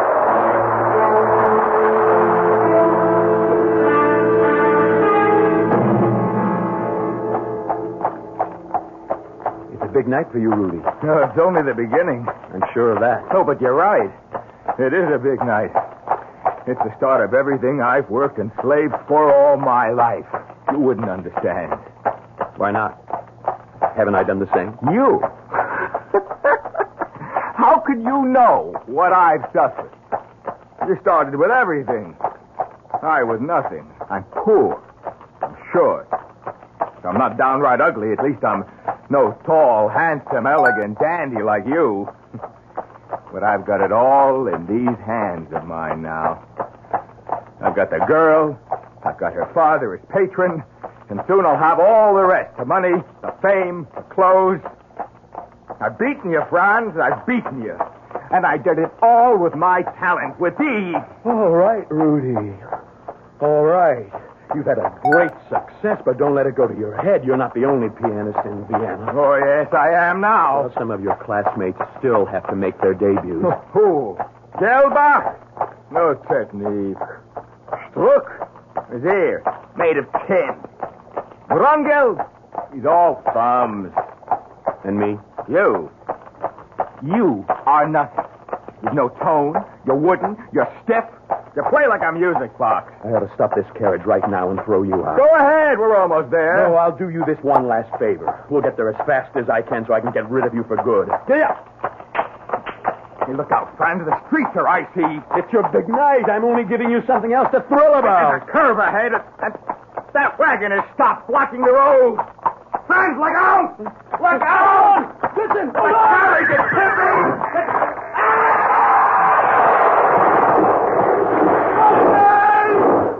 I've got my hands!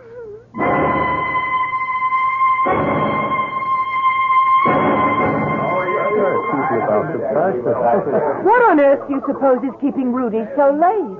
So impatient to announce the engagement, huh? Well, of course. Why not? It's not easy to be the wife of a man who belongs to the public. Oh, but I can't wait to be married to Rudy. To travel with him everywhere, to be feted by the great, to have kings and queens lavish praise and honor on us. There isn't much warmth in the light from reflected glory. What warms a woman is love. Oh, really, Papa? I'm getting exactly what I want. But I do wish... Science, bitte, help science. What is it, Helga? What is it? Bitte, Herr Doctor, may I see you alone? No, I want to hear also. There is an inspector of police downstairs. Police? There's been an accident. We are both needed at the infirmary. An accident? To whom? I don't know But how. speak up. If it concerns Ilse, she'll have to know sooner or later. Herr Langemann's light carriage collided with a heavy wagon. Franz has been badly hurt. And Rudy? Were his hands injured? No.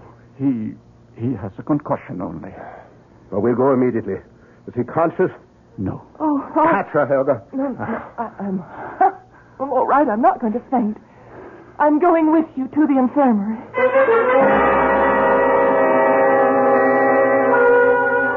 The hemorrhage is so massive. Brain destruction is irreversible.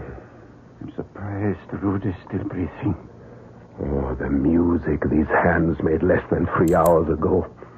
The music they could have continued to make. All vanished. Oh, what a loss. What an irreparable loss to the world.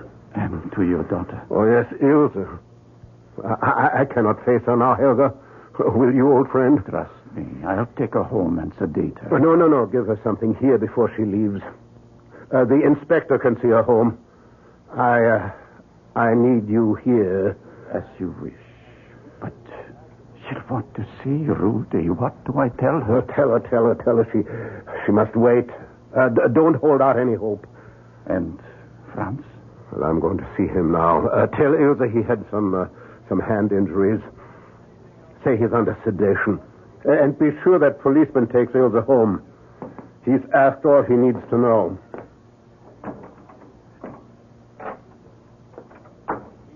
It's all right here, Doctor. I'm awake. Yes, I see. How's Rudy? Rudy is asleep. Are you in pain? No, the morphine does that. I deserve it anyway. Why? It was my fault. He was so swelled with his success, he blurted out the truth. He's been using all of us. Me, you, Ilse. He informed me he had no use for me anymore. Of course, he still needs you and Ilse. Oh, I don't know why I'm even saying this, mein Herr. Rudy has no need of any of us anymore. You said he was a He might as well be. And what does that mean? His skull was fractured. He has had massive intracranial bleeding. His brain is damaged beyond repair. In a sense, he's still alive. Medically, it's only a matter of time till the rest of him dies, too. And I am the one to live. Yes. You will live. My hands, how bad are they? When the wagon ran over them, the right one was severed, was moribund, devoid of all life by the time you were brought here. And the other? Crushed beyond hope. If it can be saved from amputation, at best it will be a withered, motionless claw. Oh, why wasn't I the one to die? I can never play the piano again. There is one way you could. How?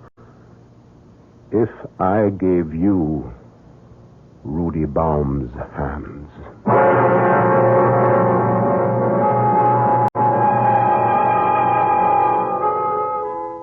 In stunned, incredulous shock, Franz stares up at the usually kind and humorous face of the Herr Dr. Herschel. Now it is stern and drained, the eyes boring down at the young man, gleaming with a strange fanaticism. What he is proposing is beyond belief, beyond possibility, beyond the laws of man and God.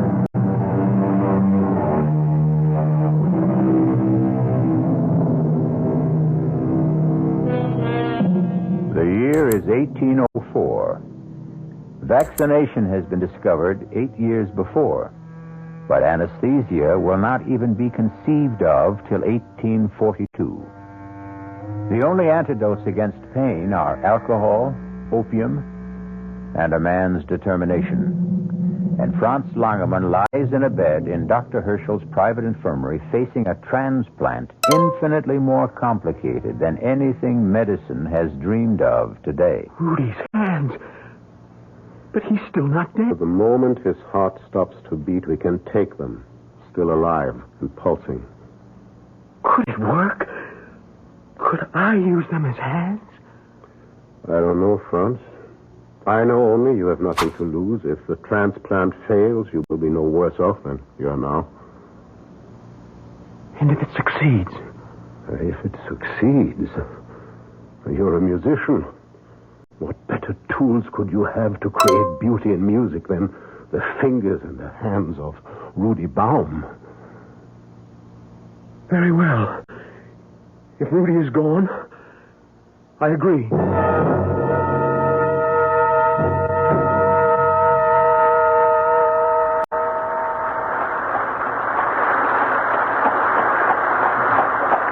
Johann, put the horses away.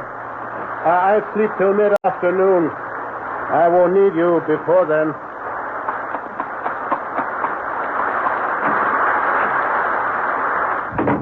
Papa! Oh, Ilse. Well, what are you doing up so early? Early? It's almost 9 o'clock. How is Rudy? Oh, what can I say, Liebchen? To make it easy for you. I knew it. Yes. Ilse, It's all right, Papa. When you were so long, I knew. And Franz? Franz is, he will live. He's fine. What about his hands? That's what kept me so long. Helga and I were operating on them. Well, will he have the use of them again? I hope a great deal more than that. He might even be able to play again?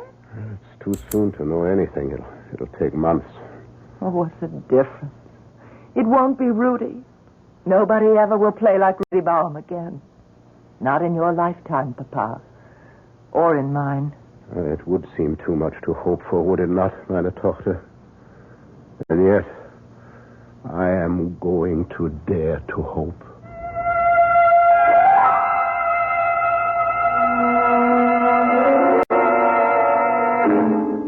Awake now and no sign of gangrene? Yes. Yes, there seems to be circulation in all the fingers, but no sensation yet. The nerves need time to regenerate.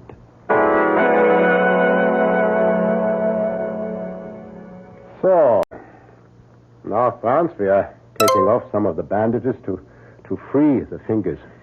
Yes, Doctor. Now, Franz, which hand am I touching? I don't know. I don't know. I have no hands. It isn't working. Patience. Well, we try something else. Move your right thumb. I can't. All right. I'll try the left. It moved.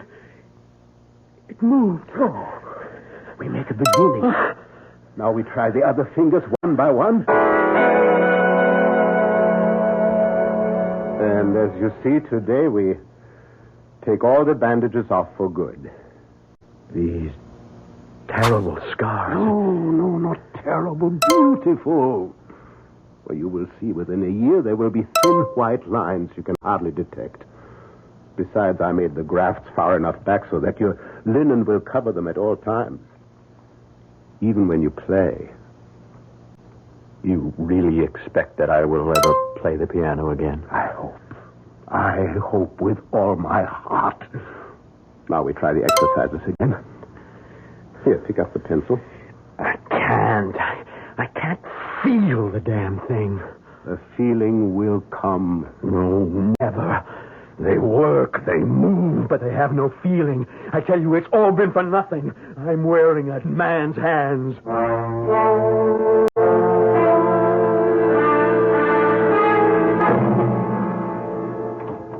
Guten Morgen, Franz. Morgen, lieber Herr Doctor. How do you feel today? Oh, I haven't had any pain in them for the last 2 or 3 days. Now, the first part is over. We are going home. Home? I will not go back to the Schloss. It is too big, and with my family gone... Of course you don't return to the castle. You're coming home with us. Ach, no, Mynheer, I cannot impose on your hospitality. I insist. You are my patient, you're my protege, and my prodigy. Besides, you still need care and supervision for your exercises. Yes, at home we'll have a new teacher for you. Who? Ilse. Helga has been training her to assist with your rehabilitation. Does Ilse know about the hands? No. No one knows that secret. Save you and I and Helga. No one must ever know. As far as the world is concerned, and you, Franz, these are your hands. You must think of them from now on, every moment, waking or sleeping, as your hands. Yours. But they are not. They are Rudy Baum's. Rudy Baum is... Come, let us go home. I have some special bandages that you will wear always. Now, come. Ilse is waiting to see you eagerly. Ilse? To see me? Well, I will tell you a secret, and then we shall never mention it again. I believe sincerely that it was not Rudy my daughter loved. She was just blinded and bewitched by his talent. I can be truthful when I say she mourns him no longer. Well, aren't you anxious to see her? Ilse? Yeah. Let's go home.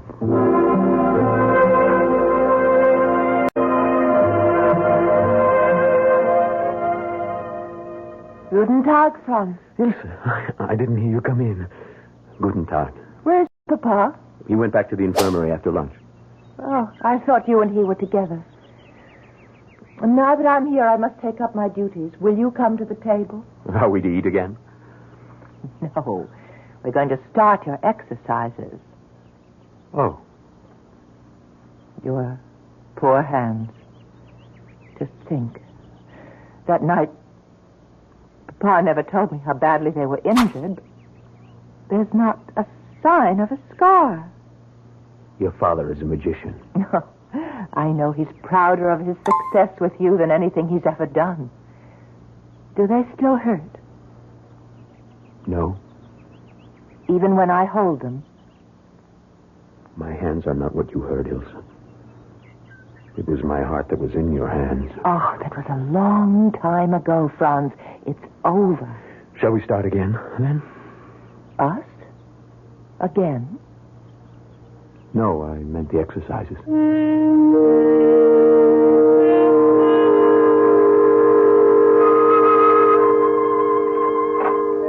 Morgan, Franz. What are you doing here in the music room? Ilse, suddenly, yes. I feel that my hands may be ready to try again. Then try it. Ilse, forgive me. I know you will understand. I want to be alone in the house. I want no one to hear me until I'm ready. If that is what you wish, Liebling. Liebling? Oh, that was a slip of the tongue. I'll take it as that for now. But if it, will you help me in a plan I have? Ask me. Well, your father's birthday is 2 months away. I want to repay him for all he's done for me in a way beyond money. Let me have 4 hours a day. Alone. Here. No one but the servants in the house, and swear them to silence. Let the hair doctor think I'm taking my regular exercises to strengthen my hands. Instead, let me exercise them where they belong. On the keyboard. Oh, that's marvelous. If only... Only what? Oh, if only I could share it with you. No one can share this private agony. Liebchen, yes, I will call you that, and I hope that I have the right to. But I won't know for at least 2 months. Help me. In everything. Always. Ilse. Oh, darling. Darling. And that was not a slip of the tongue. I'll be out of the house in 10 minutes, and you can start to build your triumph alone.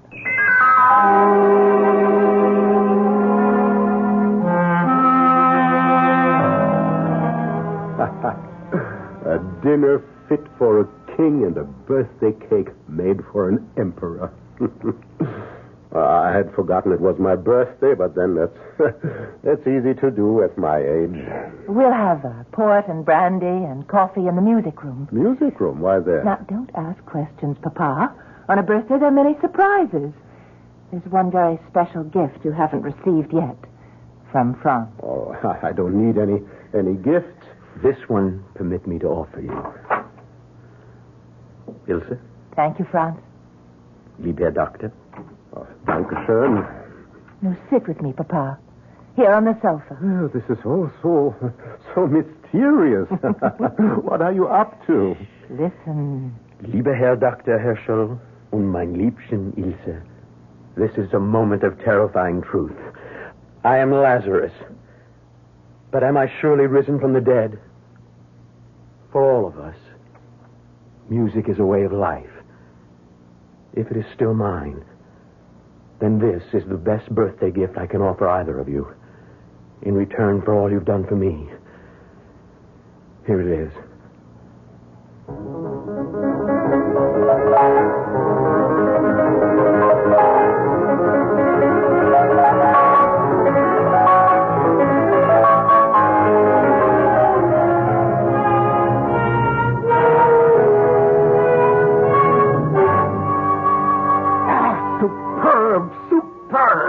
It was magnificent. I've never heard it played better. To live. To live for moments like these. Oh, Franz, how can I thank you? But this is not just for me. You will concertize. Oh, of course. He's going to set the world on fire. And that's the other birthday present we have for you, Papa. What? More? Franz is not only your prodigy. He's going to be your son. We're going to be married. Oh, at last. Well, this is not my birthday. It's the beginning of the world.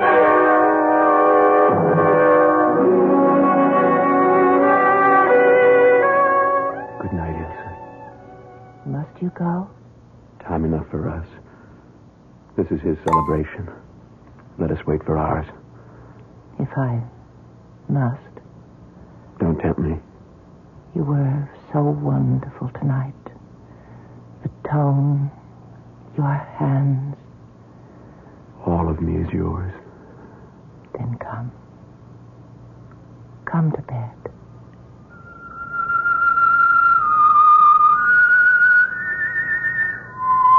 Ilsa.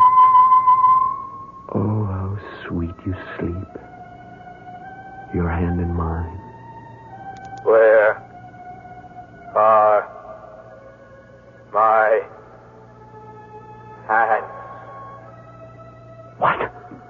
Who stole my hands? Rudy. You, Franz. You stole them. No. No, Rudy. No. Try to use them, Franz. Try to borrow my talent. Try to win the world and grasp it in your hands. Only you won't. Never. Never. Never. You are nothing except for my hands. And they will never belong to you.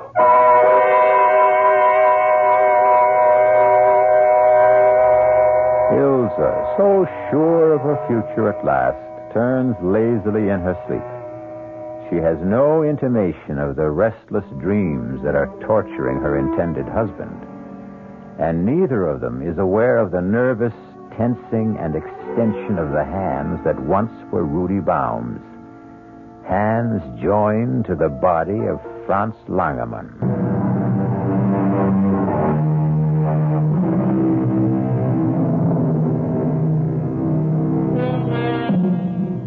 The debut that fall of Franz Langermann was sensational.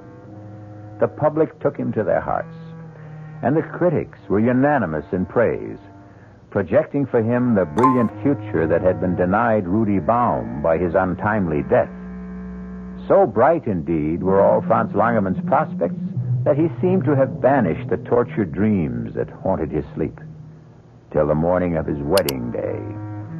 He was standing before the pier glass, adjusting his white cravat, when... Rudy. No.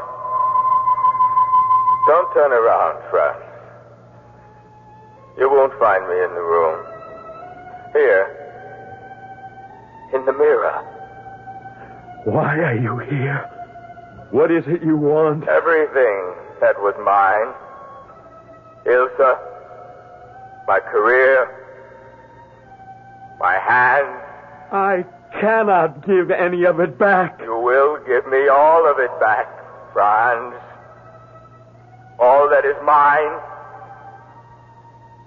Look how they buried me. 2 bleeding wrists. My hands torn from my arms.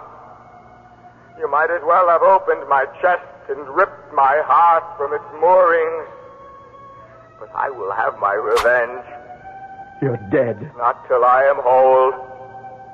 I can never rest until I am Stay whole. back! Stay back! God help me! Franz? Franz, are you all right? Franz, what happened? I seem to have smashed the pier glass with a chair. But why? Here, Doctor, I cannot marry Ilsa. We will have to call the wedding off. Guests already arriving. Ilsa's dressed in her bridal gown.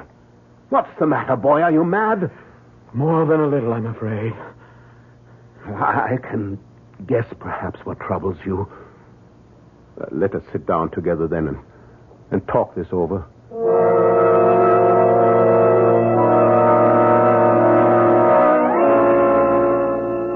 So Rudy has been haunting your dreams, and now today his specter appeared in the mirror? Yes.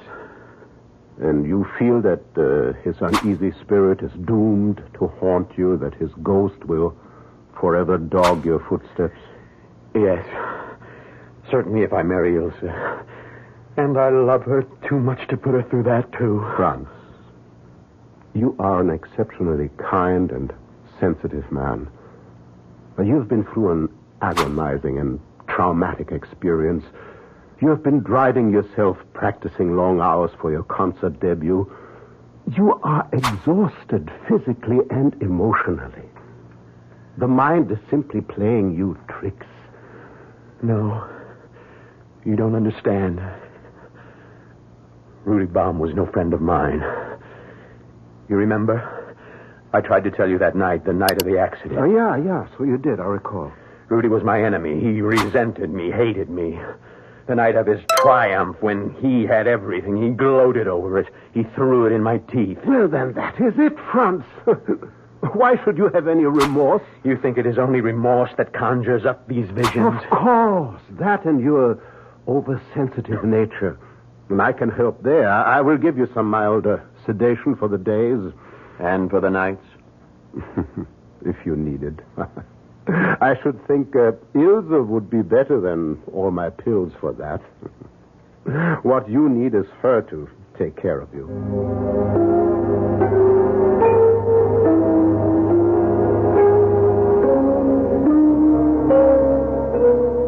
Ilse, Franz, welcome home. Oh, Papa, it's good to be back. It's good to see you, Herr Doctor. So, now, tell me all about the tour. It was brilliant, marvelous, unbelievable. Standing ovations everywhere. France was the lion of the hour. He looks like a rather tired lion. Oh, just need a couple of days' rest. I must look a fright after that long carriage ride. You'll excuse me while I change. Oh, I forgot. We ought to give a special concert recital for the Emperor at Schönbrunn. Imagine! Our own Emperor. Well, she is wildly happy. Yes, Ilse thrives on all the social life. Well, you don't seem to share her enthusiasm. Oh, my God, how can I? Oh, come on, Franz. Not so bad to be wined and dined. The important thing is to remember it's a tribute to your genius. My genius? Do you really think it is I they applaud? Who else? These, that's what they come to worship. And who makes them work? Not I. I tell you, they have a life of their own. Do you think I could attack the Beethoven Emperor as though notes exploded from one of Napoleon's cannons? I tell you, they are beyond my control, and it is driving me mad. I want to play my own music, be my own man. These may be the hands of a genius, but Lord help me, they are not mine. I never want to play the piano again.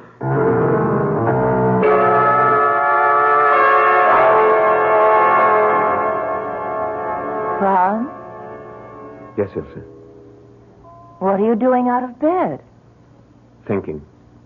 Well, must you sit by the window, come back to bed, and think with me? I'm afraid in bed with you, Ilse, I don't think very clearly. It's better when you don't think at all. That used to be a way out. No longer. What do you mean? Ilse, listen to me. I don't want to play again. Are you out of your mind? The king, the queen, Napoleon, and the Empress Josephine. Are they so important to you? Well, what are you trying to say? Are they more important to you than my peace of soul? Now, really, Franz, you should live to play. Why? Because it's expected of you. By whom? Well, by the nobility, royalty, everyone who hears your music. And you? Yes, and my father. Oh, no. Your father understands. And for the rest, there's always a new artist, a new interest. The truth is, isn't it, that I must keep on playing for you? Well, that isn't true. Then, if you love me, agree that my career is over. Would you love me still, just as Franz Langemann? You're being foolish, Liebling. This is just another temperamental display. Why should you stop playing? I won't allow you to. Won't you, Ilse? I think it's time we put things to a test. What are you doing? I want to show you something. I don't think I want to see it. At last you must. You see my arms? Why do you think I wear these bandages above my wrists? Well, you always said the scars were ugly and... Ugly? Let me show you the truth. Look at both arms. What? There's nothing there but a thin white line. On each arm, all the way around. See? Yes, but I thought... In the accident, Rudy's brain was injured fatally, but the rest of him was untouched. All of me was untouched, except my hands. They were completely destroyed. But if they were...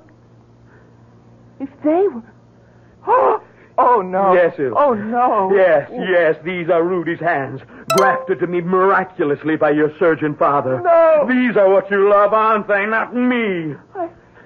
Even when they were still Rudy's, it was these hands and the fame and the notoriety and the acclaim that could win and really claim your love. The man behind them meant little except a means to an end. Oh, right. No, Franz. No, I give you one last choice, Ilse. Rudy can never play again, and promise you I never will. But you stay with me as my wife, and care for me and nourish me. Now I know you're mad, and I'll not waste my life on you. I forced myself to endure Rudy because I knew he could carry me with him to the top. I found you more endurable if you could give me the same. But if you turn your back on success and glory, don't ask me to do the same. You cannot love me for myself, only for these. With those hands, no matter whose, you can rule the world. Even though they destroy me. Oh, I don't know why I wasted my time on such a fool. Those hands are not for destruction. Even about your throat. Say you love me. Oh, stop being a child, son. Say you love me. At this moment, I despise you. Now, what? What? With the new pier glass I brought today, you better knock it over. She fooled us both, Franz. Kill her. They're my hands. What are you looking at? Can't you see him? Rudy. In the mirror. You're mad. Franz, no. You said to use them. Rudy. They're not mine. Not mine. Yours.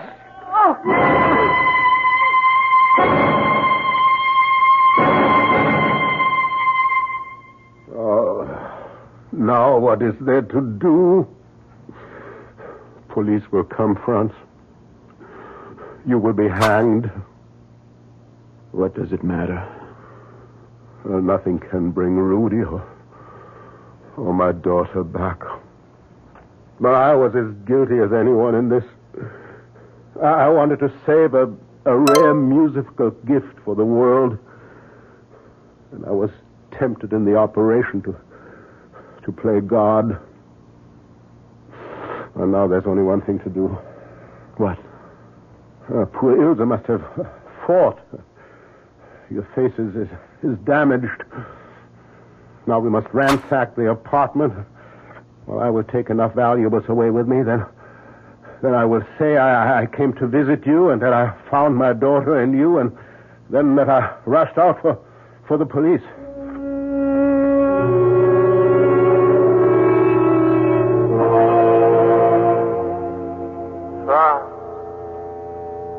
Franz. What is it? Look in the glass. Rudy.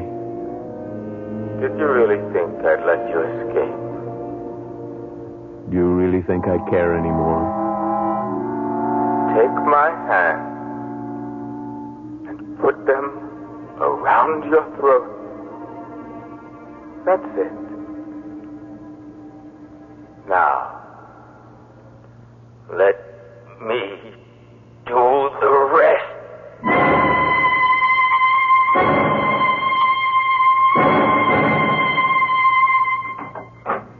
I came came to visit my daughter and her husband and found them, as you see.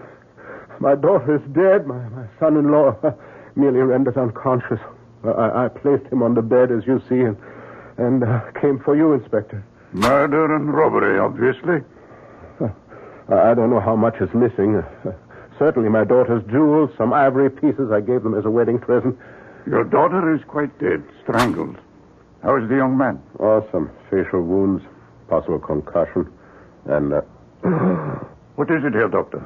Franz! Franz, he has been strangled too! Tongue protruding, face livid, marks on throat. Not much doubt. Some kind of maniac, it looks.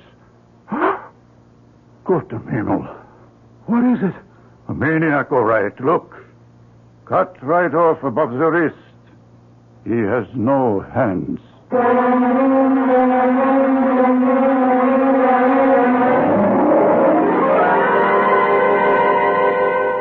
Now I wonder if anyone stopped to exhume Rudy Baum from his solitary grave.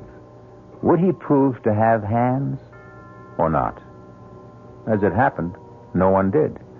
And since Herr Dr. Herschel died quite suddenly from a heart attack during the solemn requiem mass for his daughter and his son-in-law, why should it have occurred to anyone to question this extraordinary tale further? One comment in closing. Man proposes, God disposes. There is never a time when man can take his work into his hand. No truer words have been spoken than in the Bible, Hosea 8, chapter 7. They have sown the wind, and they shall reap the whirlwind. Our cast included Robert Dreyfuss, Stephen Schnabel, Marion Seldes, Ira Lewis, and Roger DeKoven. The entire production was under the direction of Hyman Brown.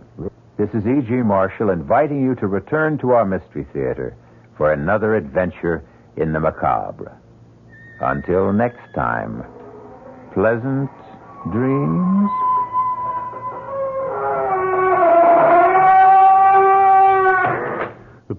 The preceding Mystery Theater program was furnished by the CBS Radio Network. This is WOR New York and RKO General Station. At the time signal 8 o'clock, here's John Scott with the news.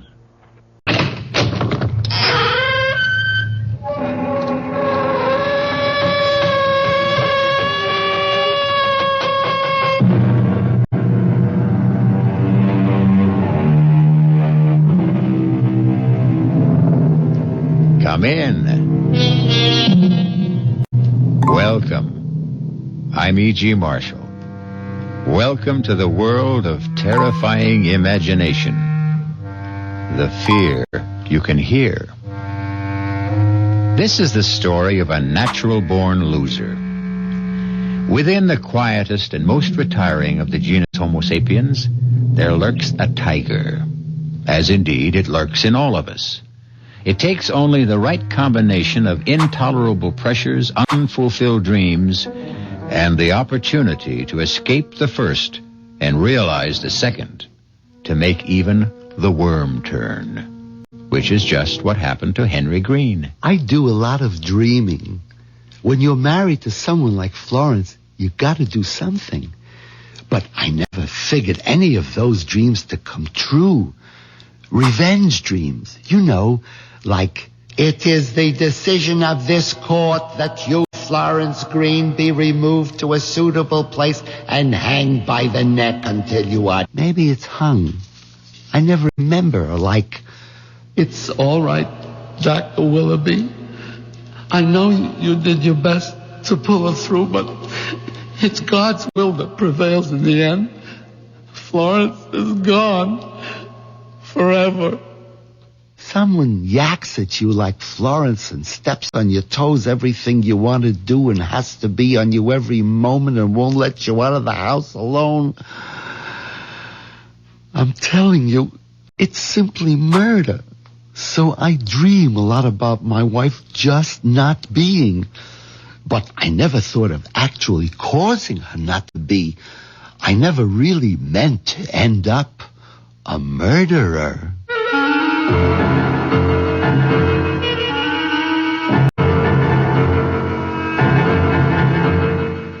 Our mystery drama It's Simply Murder, was written especially for the Mystery Theater by Ian Martin and stars Jack Gilford.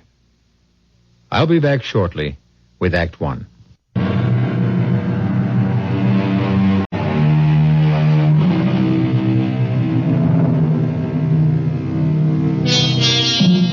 One of the simplest and most fiendish devices to drive men mad is the Chinese water torture. The slow drip of water, second by second, minute by minute, hour by hour on the forehead. Unending, inescapable, inexorable. Henry Green's life was like that, both in his work and at home. Did you wash up all your breakfast dishes? Yes, Florence. You left the spoons up so they drain? Yes. Put out the garbage? Yes. And you cleaned out the sink? Yes, Florence. You wrung out the sponge? Yes. Look, I just... Don't you move until I'm finished talking to you. Now, look, I want you right straight home here after the bank closes tonight. Well, some of the boys... Oh, don't give me any some of the boys. But just the drink to say bon voyage. But you'll have all the bon voyage on the cruise when we leave tomorrow. Although don't think there'll be any drinking going on there either. There's enough money being spent on this vacation now. It's the first real vacation we've taken since our honeymoon. And we wouldn't be having it if I hadn't made you save for it. I didn't start saving the money for the cruise. I know. You wanted to save it for a smelly, dangerous, noisy old motorcycle. Well, I wasn't having any of that. I always wanted one. All my life. Oh, stop it. You're too old for one now anyway. How do you know what? What was that? I said, now, do you know that I've got to leave or I'll be late for the bank? Well, don't forget to pick up the suitcase. What suitcase? Your old one that Travers' luggage is repairing. Oh, all right. And mine to come right home after... Watch out for the cat! Ouch! You clumsy fool, you stepped on him. I didn't. He tried to run out of the door and he bit me. Serves you right. He knows you don't like him.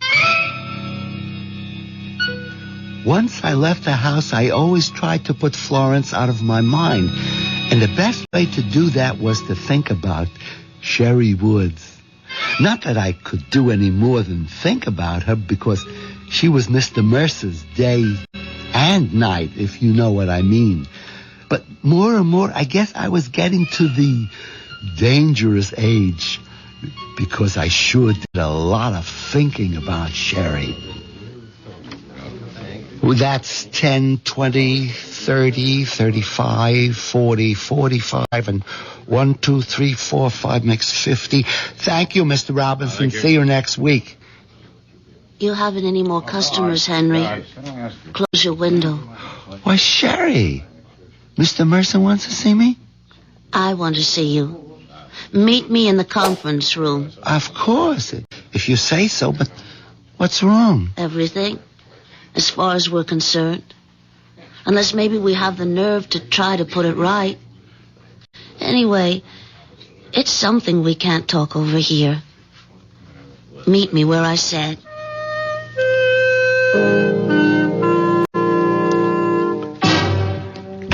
What kept you so long?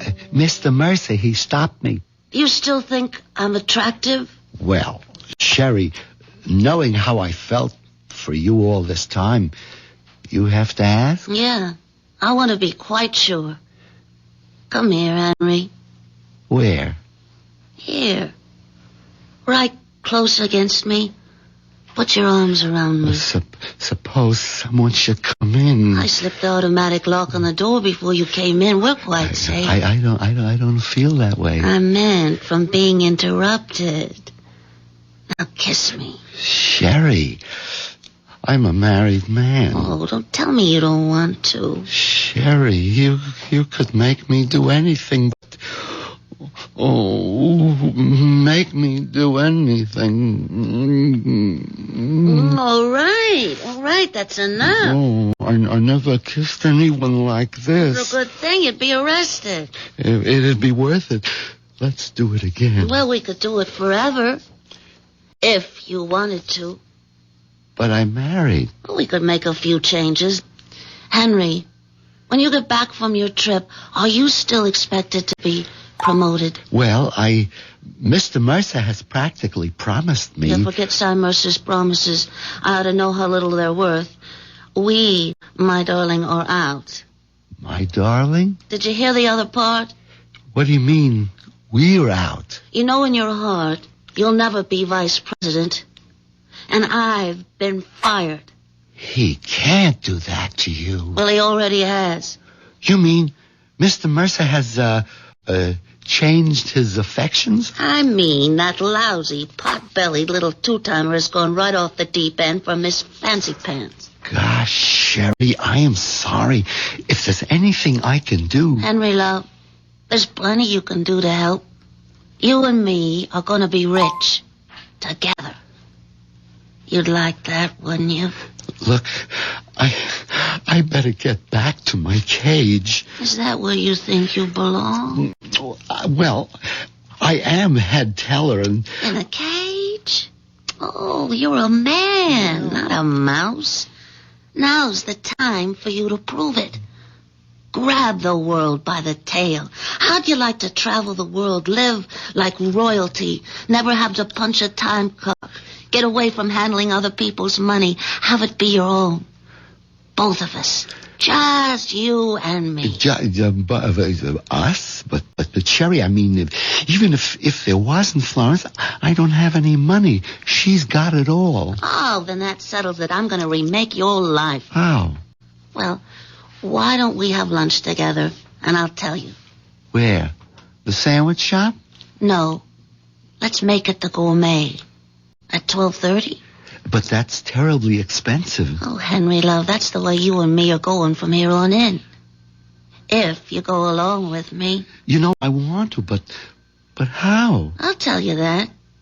After the second martini.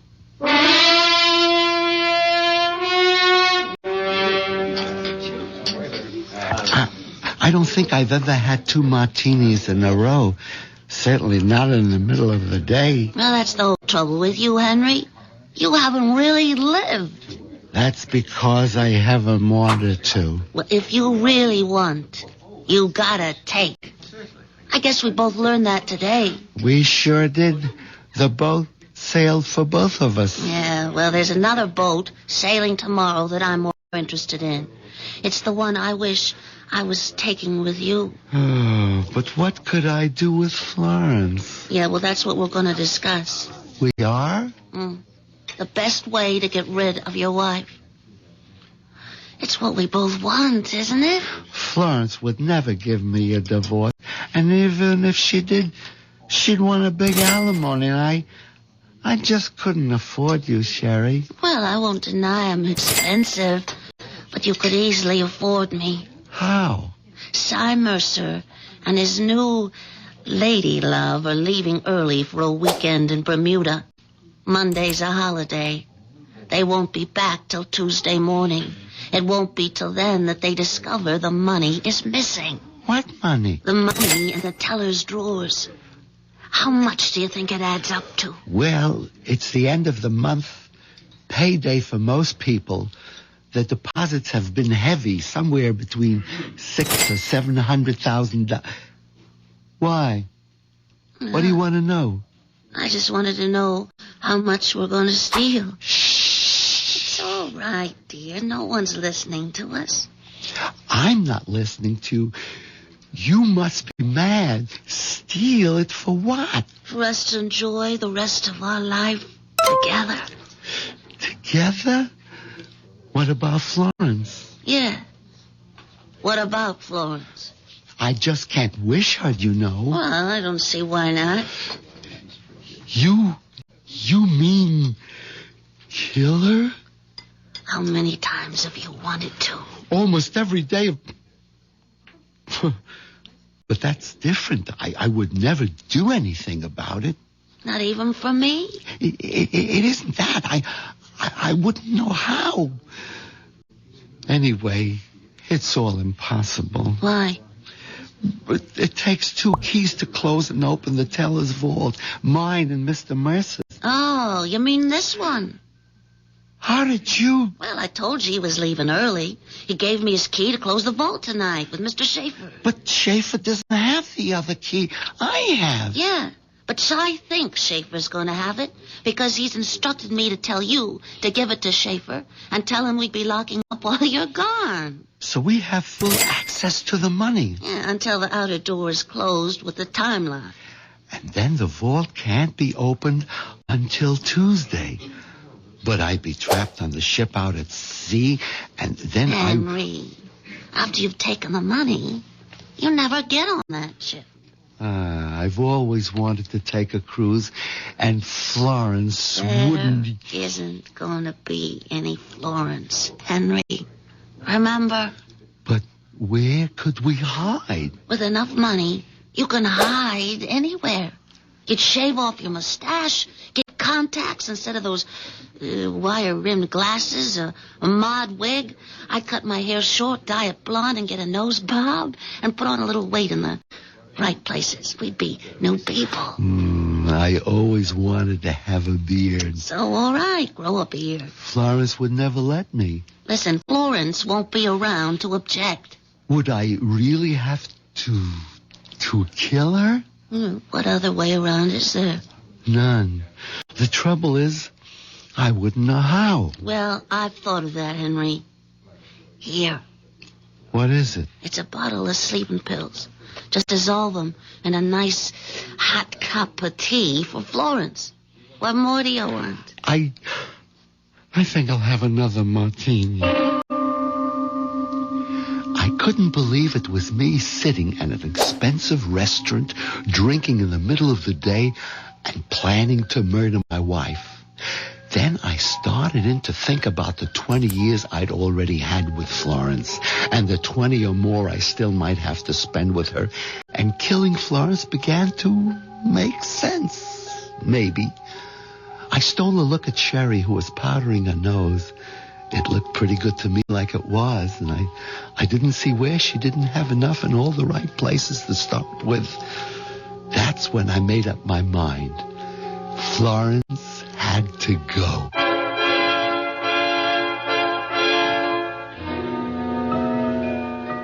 Henry Green, 5'9", 148 pounds, mouse-haired, mild, 45 years old, and safely mounted on a treadmill, running day by day to stand in the same place. A man in a cage, both at work and at home, but now in the grip of the mating urge, a tiger. I'll be back shortly with Act 2.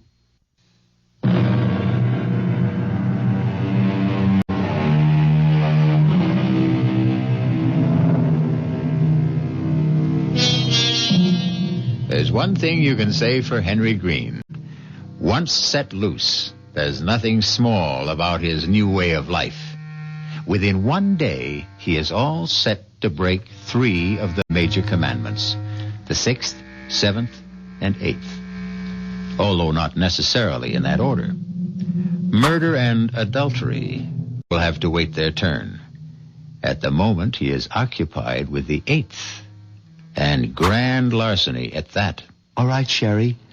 That was the last teller. Is she gone? Yeah. All right. Let's open up. There. That's mine. Now yours.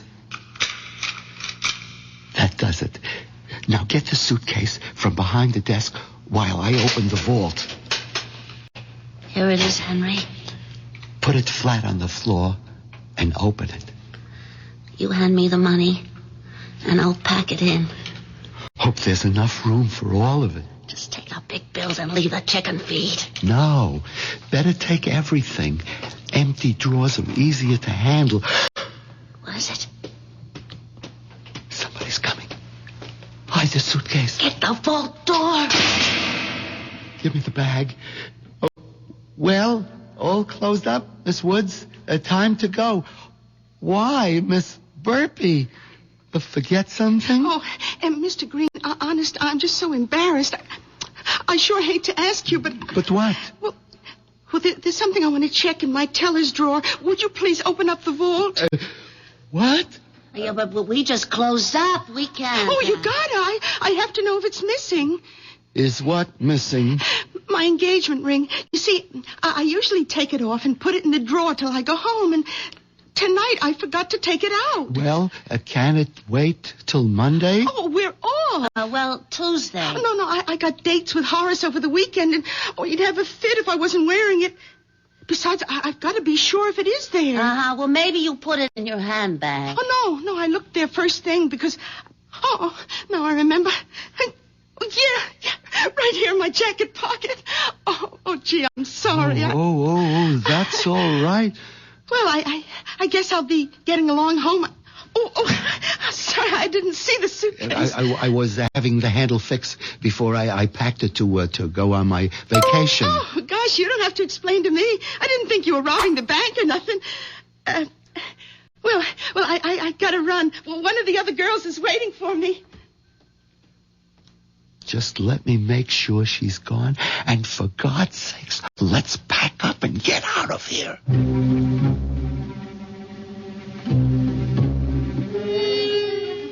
We were both shaking like we had a fever after that run-in with bird brain burping, but somehow we managed to pack the money in the bag and close the outside door with a time lock.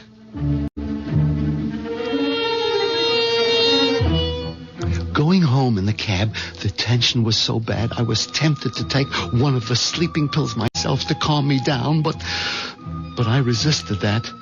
One crime leads to another. I was committed. If I lost my wits now, I stood to lose everything.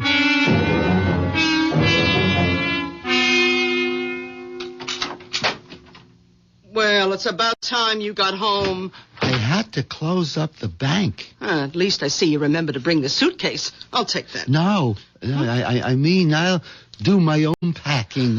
You can't even fold a bath towel. Well, this time I'll show you. I want you to get a little rest, dear. I'll take care of myself. Oh, I'm not going to argue. Go ahead. Throw everything in, higgledy-piggledy. You've been drinking. Well, just a sort of party because... I hope you didn't get too giddy so you can't manage to take your dinner out of the oven.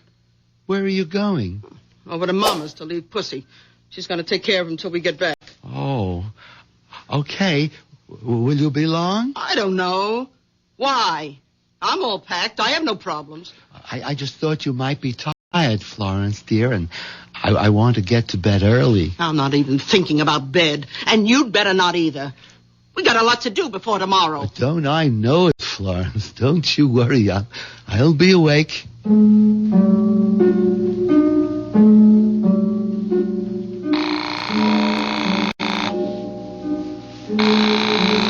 Hello? Sherry? Yeah? What's happened? Oh, nothing yet. I just had dinner.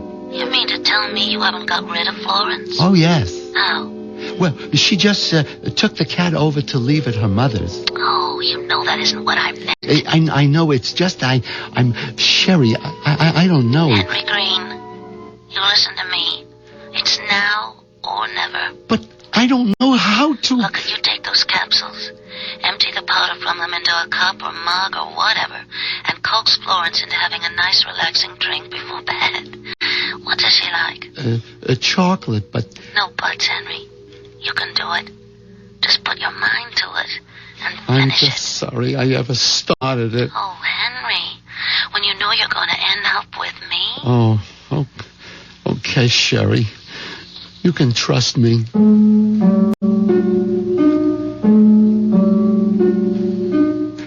It took a couple of shots from the Christmas brandy bottle Florence kept hidden in among her foundation garments to keep me going till Florence got back from her mother's. Luckily, by that time, she seemed tired herself, and we were finally ready for bed. Did you lock the front door and put out the lights? Florence, how'd you like a nice cup of cocoa before you go to bed? Put you right off to sleep. Oh, I'd love it. I'll get it for you. You can't. I used up the last yesterday. But you got it. I mean, wouldn't you like something to drink? Oh, well, I did get a little bit of a chill coming home. I'll take some hot tea. Oh, yes. Hot tea will be just right.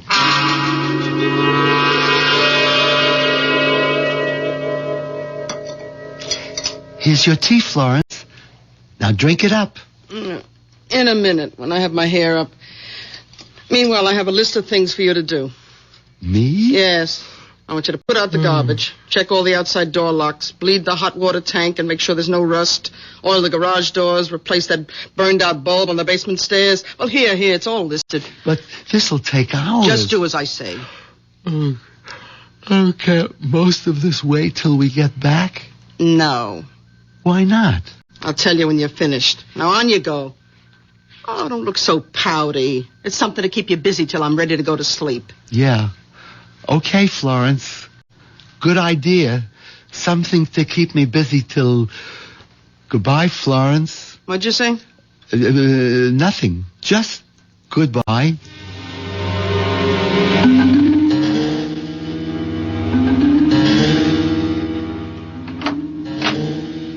Florence? What is it? Oh, my God. What is it, Henry? Nothing. I just thought you were asleep. No, I just can't relax somehow. Too many things on my mind. What was it you were going to tell me? Oh, that can wait. Oh, I wish I could sleep. Wasn't the tea any help? Oh, that. I poured it out. You forgot the sugar.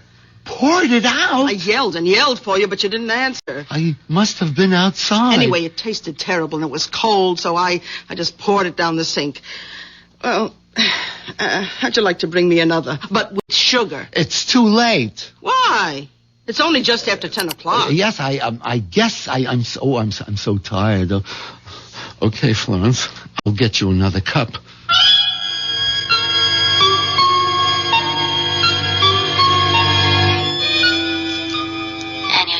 All of the capsules. Yes. Now, what do I do? There's gotta be a way. How? Tell me.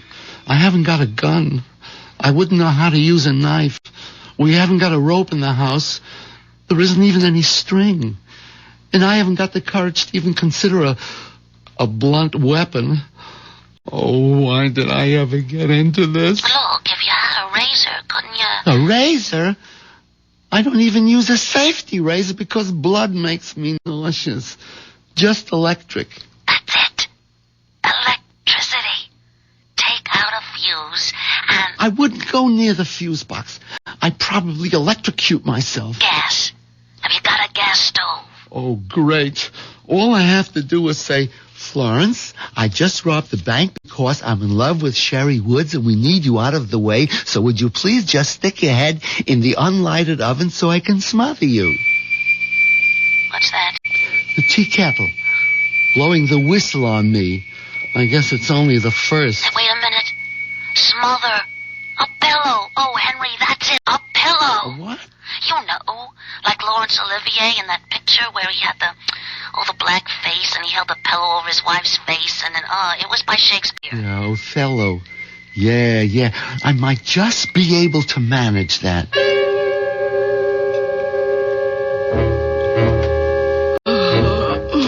The tea was too weak, but at least it had sugar. Henry, what are you doing standing there with that pillow? Oh, nothing. Just waiting to come to bed. Well, turn out the light, for heaven's sake.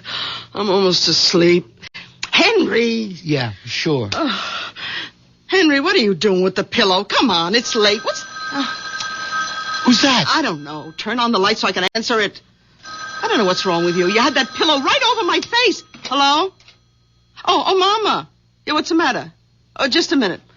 Henry, will you get that pillow out of the way so I can talk to my mother? Yeah. Oh, yeah, Mama. Yeah. Oh, Pussy wouldn't take his milk. Well, I can't understand. Oh, Mama, I forgot to tell you. Put a teaspoon of sugar in it. Yeah. Yeah, I mean, he's used to it. Oh, no, Mama, you're not interrupting anything. I got all the time in the world. Oh, well, yes, he doesn't like his litter basket in the bathroom. Unless there's a rug. I lay there listening to the voice droning on and on, the pillow in my hands, waiting for the moment that never came. 3 martinis, 2 brandies caught up with me, and the next thing I knew...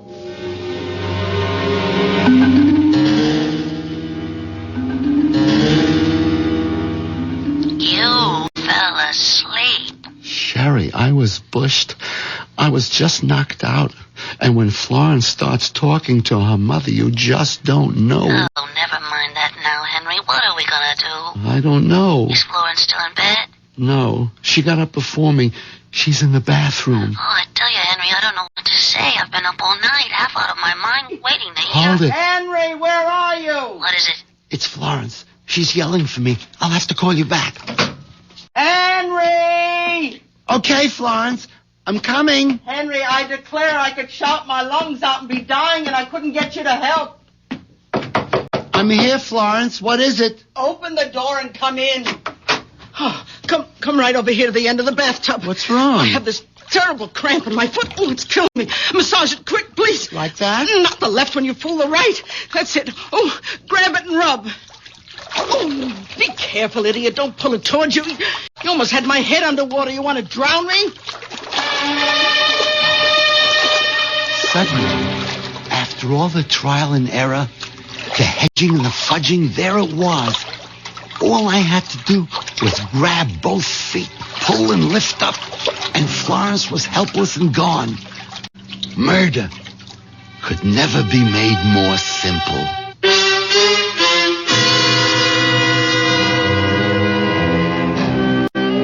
The moment of truth at last.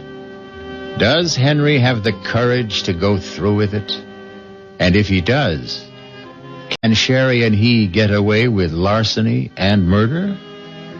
And having broken the 6th and 8th commandments, will the 7th be worth it all? Those are questions to be answered shortly when I return with Act 3.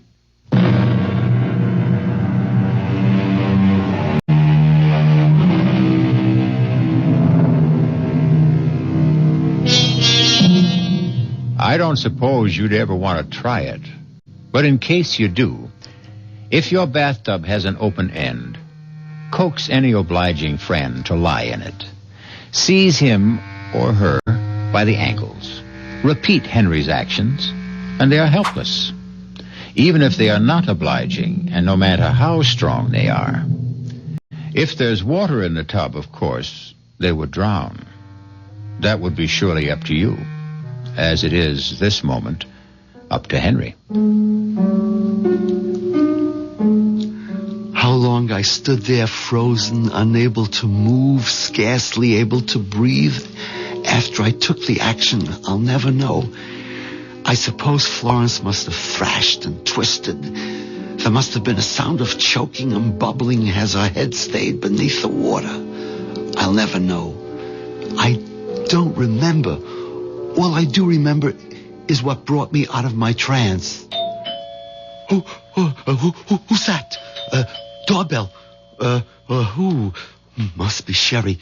Yeah, Sherry, you gotta answer.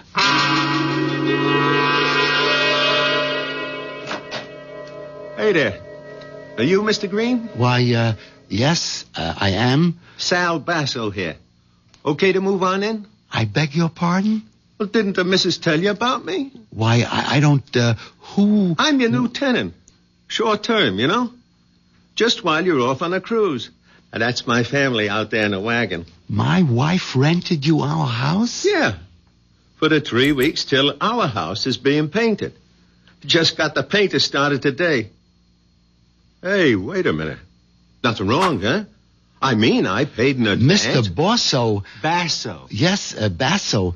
You're sure that... Well, just let me talk to your wife a minute and we can get it all straightened out. There's no need for that. It's just Well, I wouldn't want to have to kick up no fuss, you know?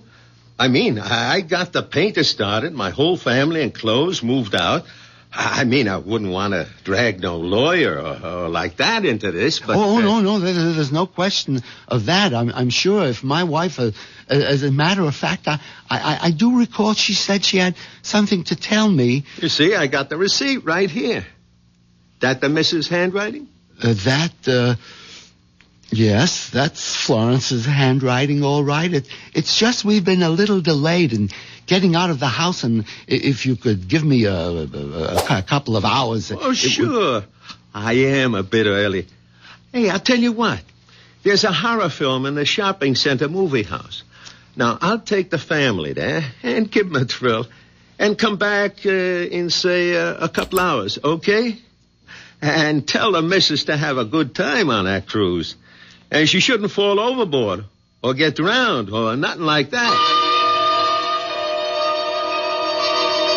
Hello? Henry. Oh, I thought you'd never call. Listen, baby, I'm all packed. I'll hop in a cab and come to your house. You better be ready with the bags and money, and we'll leave for the airport in the first plane. What? Why not? She what? Rented the house? Well, so what's the difference? Why can't... All right, Henry. All right. Don't get excited. Yeah, not on the phone. I'll be right over. I won't. We'll figure out something. After I hung up the phone, I went upstairs. There was something I had to do for Florence before Sherry got there. She was heavier than I thought, and it took me some time to dry her and get her dressed. It helped since she had all her traveling clothes lying on the bed. By the time I had her propped up in the slipper chair, I was soaking wet and shaking all over. By that time, I knew what I had to do. I opened the door to the basement, turned on the light, and went downstairs. Over in the back corner was what I was looking for. An old wardrobe trunk that used to belong to Florence's father. It was covered with dust and mildew, but I wiped it off with a rag and dragged it across the cellar and up the steps. I can't. She's so heavy. Just a few steps more. That's it. Now we can get her in the trunk. I still think we should have cut and run. Easy now. Get her so she's sitting on the stool inside. We wouldn't have had time to get away. The Basso's 6 or 7 kids, they'd have been all over this house. Nowhere to hide, Florence. That's it. Now, to get it closed. I'll hold. You push. There. Henry, are you sorry? I don't know. I'm numb. I'll try to make up to you for it. I did it for you. The crazy things a man can do. Well, at least you're free. No, not yet. Florence may be dead, but we still haven't gotten rid of her. Oh, I wish. Yeah, so do I. Just look at me. I'm an absolute frump. Well, Florence was a bit bigger than you. A bit? If I had a twin, she'd fit in here, too. I can't go out like this. This'll cover you up. What is it? A raincoat. We're in luck. It started to rain. You can pull the hood over your head, and you look just like Florence. Thanks a lot. Do we have to go through all this, Henry? The neighbors might be looking out, and someone has got to get on the boat with me. They've got to think that Florence came aboard so she can fall overboard tonight. And then I sneak off in my own clothes before the ship sails. I wish I could have you with me, but I can't. Oh, that's all right, Henry. I'll try to bear up. There were just too many other things to think of just then. The first, getting a cab. The second, getting it loaded and away before Mr. Basso and his family returned from the horror movie. I envied him. He was just watching one. I was living it. Okay, Mac. Now ready. Lift, eh? Easy. Try to keep her upright. Who? They are the trunk. Oh, what's the diff? You got a body in there? A what? I'm just giving you a rip. Feels heavy enough for one. That suit you? Yeah, sure. Yes. Fine. You got to be some kind of a nut to think you're going to get some old trunk like that on any of today's cabs. Them trucks went out with Jimmy Walker. Yeah, I'm just lucky you were nice enough to help out. For 50 green ones, Mac, remember? Oh, sure. Here. Okay, climb in. I have to make sure my wife will follow in the taxi. Well, I'm sorry, I ain't got no room in the truck for 3. I'll be right back. I ain't going nowheres without you. Well, we're all set, Sherry. You trail us to the pier. Here, I'll take the suitcase. It's all right. Might as well leave it with me. Goodbye, Henry. Well, goodbye for now. Anyway. Jouncing along in that miserable little pickup truck, that last goodbye seemed somehow so final. Could Sherry possibly... But I put that out of my mind as I told myself that everything was working out for the best. Just a few more hours and we'd be home free. What's the holdup? Search me. This is the line for the pier. Hey, you want I should go find out why it's jammed up? Nothing moving? No, Hey, wait a minute. Here's a cop coming along your side. Officer? All right, knock off the horns. Yeah, mister. I'm trying to make a cruise ship that's sailing in about a half hour. That's fine, citizen. Then you're right where you belong. Just stay in line. But why? What's wrong? Nothing for you to worry about, I'm sure. Just some nut phoned in a bomb scare. Now, we got to search all baggage going aboard. You want to really help out? You can. Open up that trunk you got so the bomb squad can check you out. But I can open that trunk. My wife has the keys. Okay. So where's your wife? Was she... she's in a taxi right behind her. There wasn't room for her. What taxi? Oh, be a son of a gun. That one just pulled out making a U-turn. Stop her. Stop her. Hold it, mister. What's going on Hey, grab here? this little trum, officer. I should have known he was off his trolley right from the beginning. Take it easy, mister. You ain't going nowhere. Here. I bet there's a bomb in that trunk. A bomb? Yeah. There isn't any bomb. Let me go. Sherry! Sherry!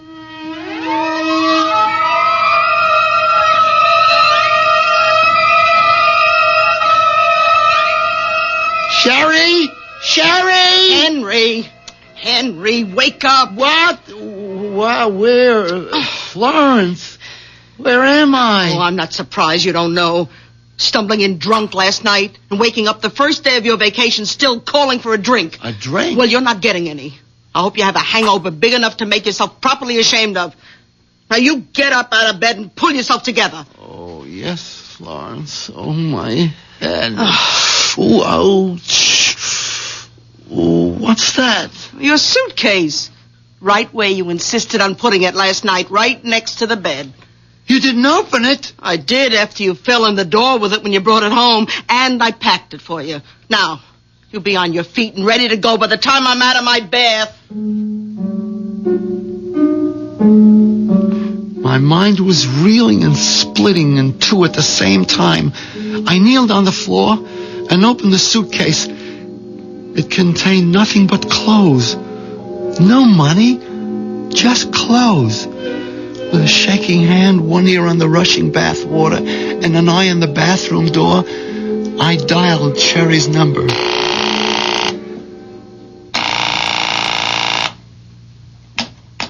Yes? Sherry? Who's this? Henry. Henry who? Henry Green. Oh, hello, Mr. Green. I was going to call you a little later. I should think so. What happened yesterday? Oh, I wouldn't worry too much about anything.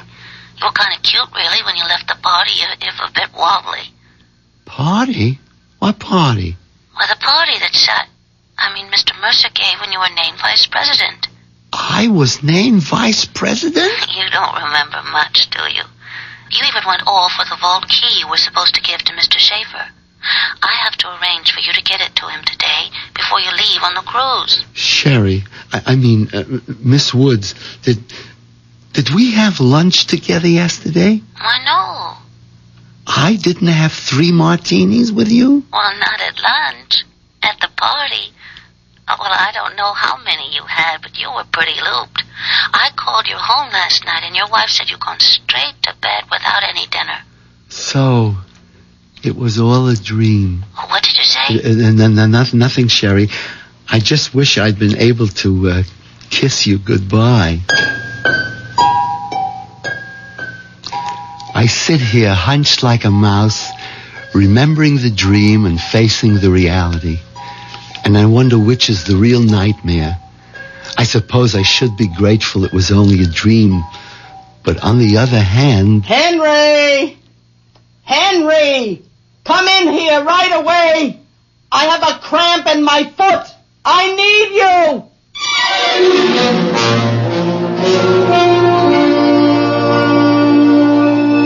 Henry Green, paper tiger, as it turns out. Grand larcener, first-degree murderer, rapacious adulterer thirsting after a young woman's flesh, but all and only in the mind. And surely to have to go on living with someone like Florence is punishment enough to fit the crime. I'll be back shortly.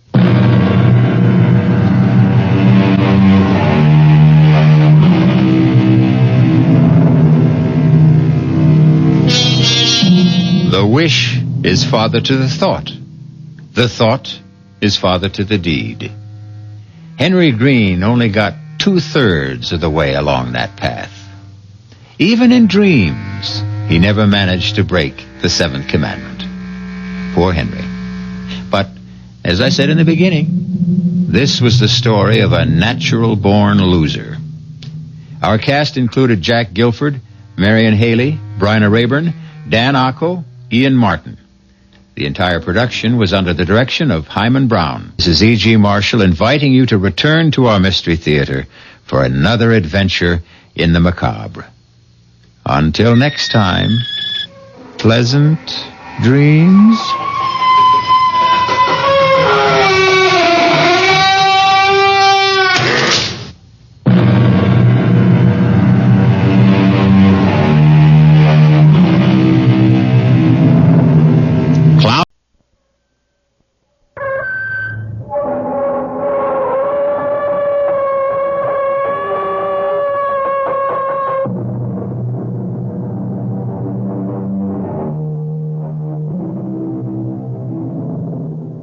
Come in.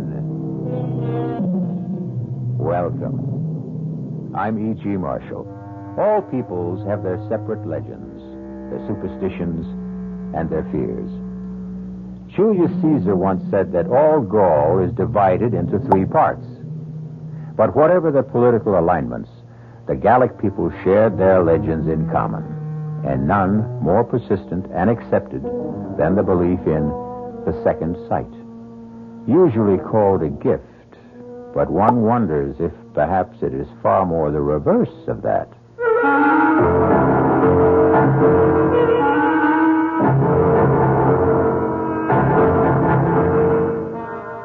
Our mystery drama, The Unearthly Gift, was written especially for the Mystery Theater by Ian Martin and stars Betsy Palmer.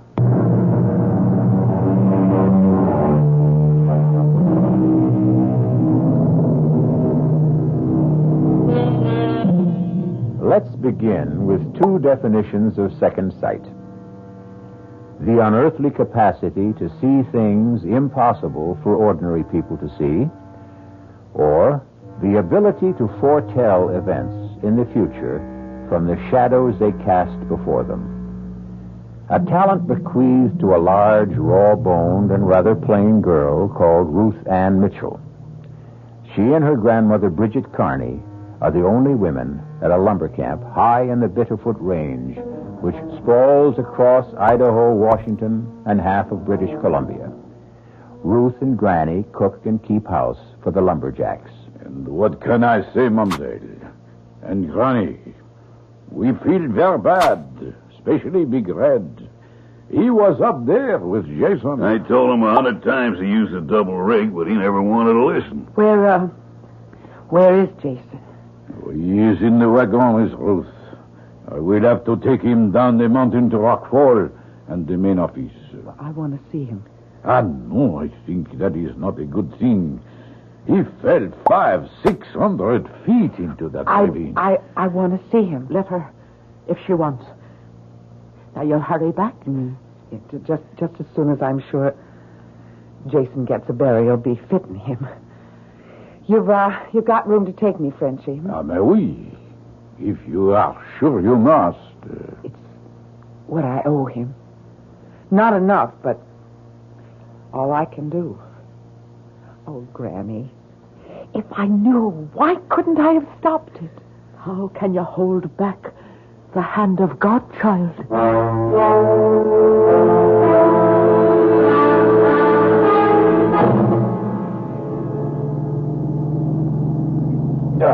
Espèce de diable. This is one bad road. You want me to drive, Frenchy? You, a woman. Well, I know it like the back of my hand. My daddy was a straw boss at Greenwood's camps, and from the time I was 11, I grew up there. And your father, when did he die? Oh, in the big fire. When the South Slope burned up. And your mother? She died having me. So you stay on with Granny. She is your only family? Yes. All I have to love. And Jason, too, you lost. Oh, Jason. Jason was kind to me. Why do you stay at the lonely camp like Greenwood with a bunch of roughnecks like us? Where else would I go? To the city, no, where perhaps you find a nice young man who... Me? A plain, awkward country gal who stands head high or higher than most men and knows nothing but to just cook and to do the chores. Jason did not think you were so plain. What did you mean about Jason when you said you might have stopped it? Well, I had sort of a dream. I mean, hours before you came back to camp. Just when it might have happened. I thought, Frenchy, that I saw the whole thing just the way it happened. My family was from Bretagne in France. We are also like the Irish, what you say, Gaelic. Yeah.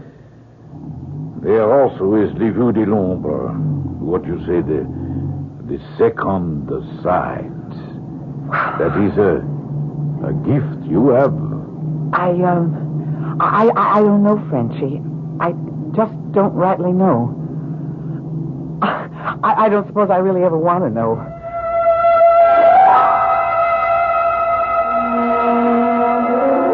Pardon me, ma'am.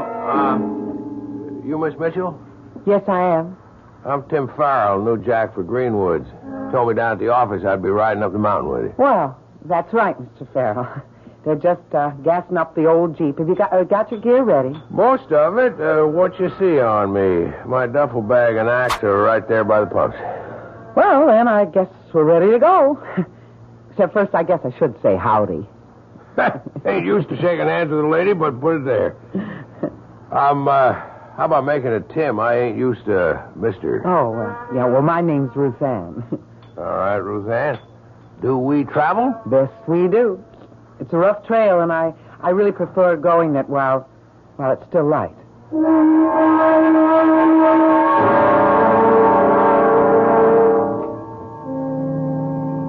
This old Jeep handles real nice. You were right about the trail. Maybe I should have let you drive. Well, I knew you figured I shouldn't. It's kind of nice to be a woman and just to sit down. Besides, you handle the Jeep real good.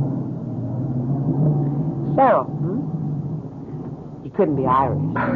Some generations back, mostly, though I'm just a roving lumberjack. Born in Montana, never been out of 7 northwestern states in the good old U.S. of A. I don't figure you for all of that Irish either. Well, not so much on my father's side, but all the way down on my mother's. Oh, wait till you meet her mother, Granny Bridget. She cooks chow for all you jacks. Good chow? Best you've ever tasted. And I'm in love with her already. Now, what do you do? Well, I help her. Well, now, there's something to consider. If Granny comes through as strong as you promised, I may be half in love with you already without knowing.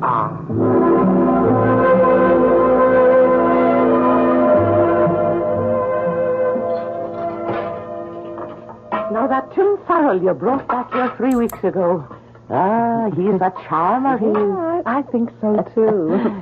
But what, dear? Well, I don't know how to talk about it, Granny. You see something in his future? I don't want to talk about it yet. Yet? It just doesn't come clear. It's a full moon tonight. I reckon I'm just going to walk myself some more before I go to bed. Is it Tim you're going to meet? It's no one at all but my own thoughts. Or maybe just to be alone and remember Jason. Don't wait up for me, Granny. I'll not close an eye till I know you're back home safe and sound.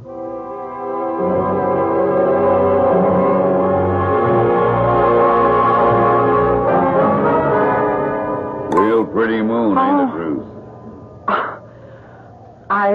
I suppose, Big Red. I kind of hope you figure like I do that it ain't hung up there for nothing. But don't look to me. I'm not your woman. Not now, or ever could be. You'd still shuck me off even with Jason gone? Or with Jason here. You and me have nothing for each other. And don't you make no move to me, even with Jason not here to stand between us. Big as you are, you think you could hold me off if I really had a mind to? Look, I hope I don't have to try. I don't guess you'll have to, Ruth Ann, as long as there are three of us. Who asked you here, tenderfoot? Butt out. If I'm not wanted. Ruth Ann? Let's just not make no fuss, all right? I'm on my way back to bed anyways. Good night. Why don't you mind your own business, Farrell? I was about to ask you the same question. I'm warning you. You're new on this crew. Don't ask for any trouble. I don't. Just the same, don't push any on me, brother. And lay off of Ruth Ann. She don't like you no more than I do.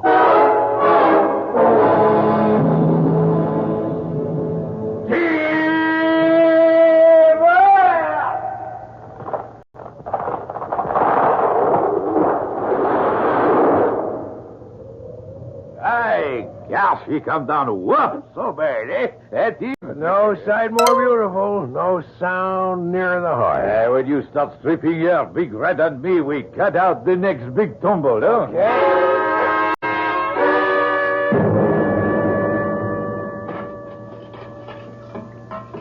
Hand me the big kettle. There's a love, Ruth.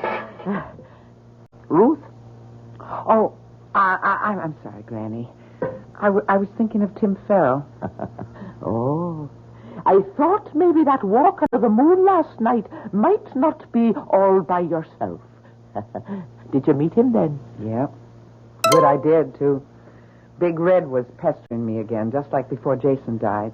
You tell him he as much as lays a finger on you, and I'll put broken glass in his grits.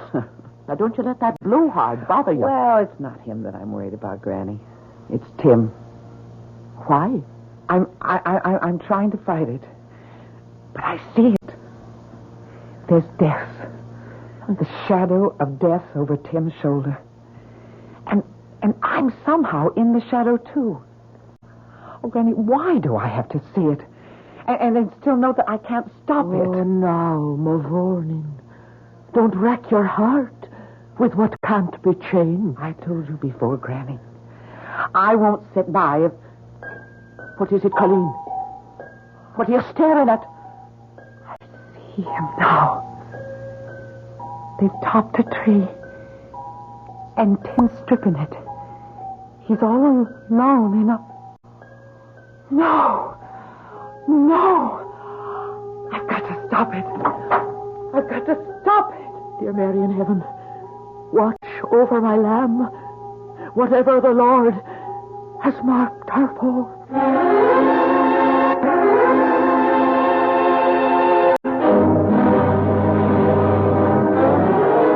In silent supplication, an old woman prays for the one person she has left to love. A tortured girl with a terrible and unasked gift. What has that inner eye revealed to Ruth Ann as she races up the lumber trail to try to stop whatever threatens Tim Farrell?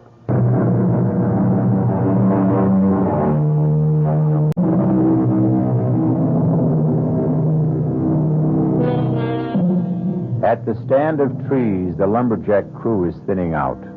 Frenchie and Chuck Turkle are on the big crosscut, finishing the high cut, while Big Red, having finished the notch, is now driving the wedges. Down the mountain, Tim is methodically stripping the branches from the topped tree, his back towards them. This is the picture Ruth Ann saw in her mind's eye, sees now in actuality as she struggles breathlessly up the slope. Tim! Tim! Ruth Ann, what is it? Run! From the tree! I'm not in its path! Look back! Look back! What?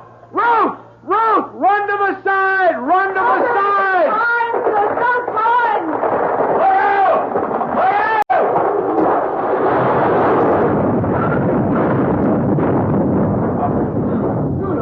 Oh, I sure would never want one closer than that. You are right, Ruth Ann. You covered me with your body. Well, you risked your life to try to save me. I can't figure why we're not playing pulp. That tree was headed straight for where I was standing. What made it turn aside just far enough to miss us? The hand of God. Miss Rose, Tim, how are you? No, it's all right, Frenchie. I don't know what happened. Wall path was set for 45 degrees off your line. That no good tree. Sure you ain't neither of you hurt? I took a pretty good lick across the back from one of the branches. No, don't move, Tim. No, I can't keep lying on you. I know Miss Ruth is right. Charlie has gone for the stretcher crew. Don't move till they are here. Yeah, but I can't keep lying. I don't mind, Tim. I don't want you to move. You listen to a woman when she talks. If there is something and your back is broke, you move. You risk your life. Why take a chance?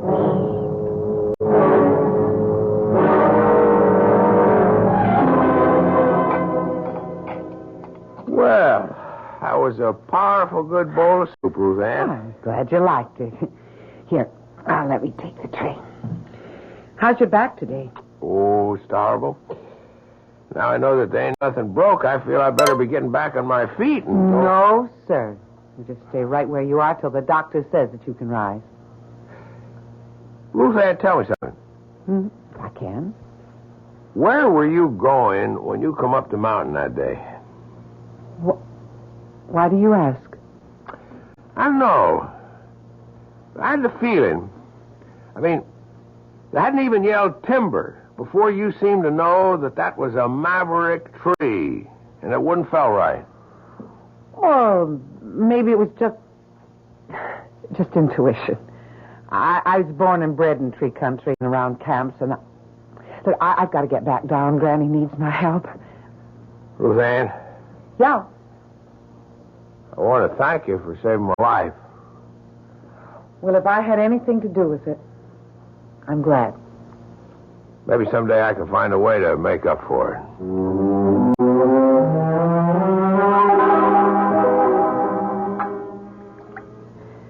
So it's taken you are with our boy upstairs. Tim. Well, he saved my life. I thought it was t'other way around. I mean, the branch he took across the shoulders would have caught me right across my neck, Granny, and snapped it like a chicken. He's a good lad. Are you in love with him? Tim's not for me, Granny. Or any man. Oh, now, Makushla, what makes you say the like of that? You know, Granny, I don't want the gift, but I can't escape it. It's like a lead weight around my neck. Or around my heart. Did my mother have it? Kathleen? Yes, she did. And did she know about my father? Not before she married him, or she would never have married him. It never comes till we're well out of our teens. But, Granny, did she know that he was to die so young? She knew. And about herself? She knew that, too. And knowing that I would kill her in childbirth, She still went ahead and had me? Now, there's always the chance the good Lord will change his mind. Look at you and Tim. Only he hasn't. What? Granny, I wish I could see it clearer. I stopped it once, but I don't know if I ever could again. Tim wears the shadow of violent death like a collar. And somehow I'm the one who's hanging it there. Oh, Granny. Granny, I don't know what to do.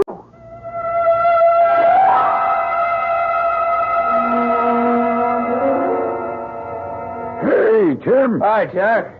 How's it going? Well, I reckon I'm about ready to come back and pull my weight. I'm getting tired of just chopping firewood. Yeah, it's putting you back in shape, though. I hope. You sure are one lucky tree, Jack.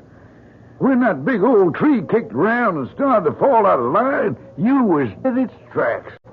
And then we seen Ruth Ann throw up her hands and fight that we both couldn't swear on a stack of Bibles. That old tree didn't just veer off to the left, so she just missed you. I guess the wind caught her. It must have been.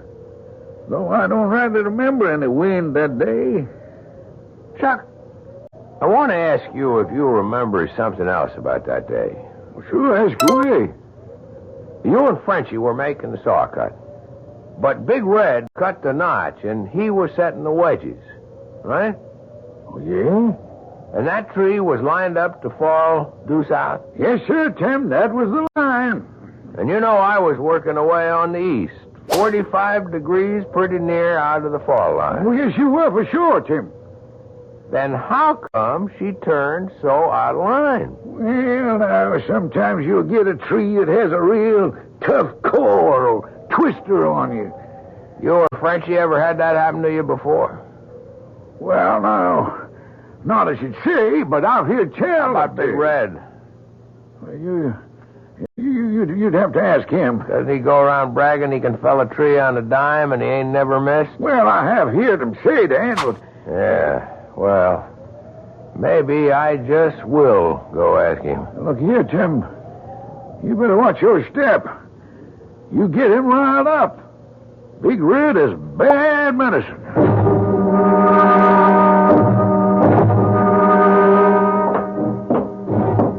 Hold it just a minute before you go inside, Chuck. Oh, hi, Big Red. What was you and Tim Farrell getting your heads so close together over up there by the woodpile? Oh, we was just chatting. I seen he was asking you a powerful lot of questions. I'd like to know them questions and your answers. Oh, Big Red, you're like to break my arm. I might just do that if you don't loosen up. Well, I don't want to make no trouble. Any trouble I'll handle. You talk. Don't leave nothing out. I want every word.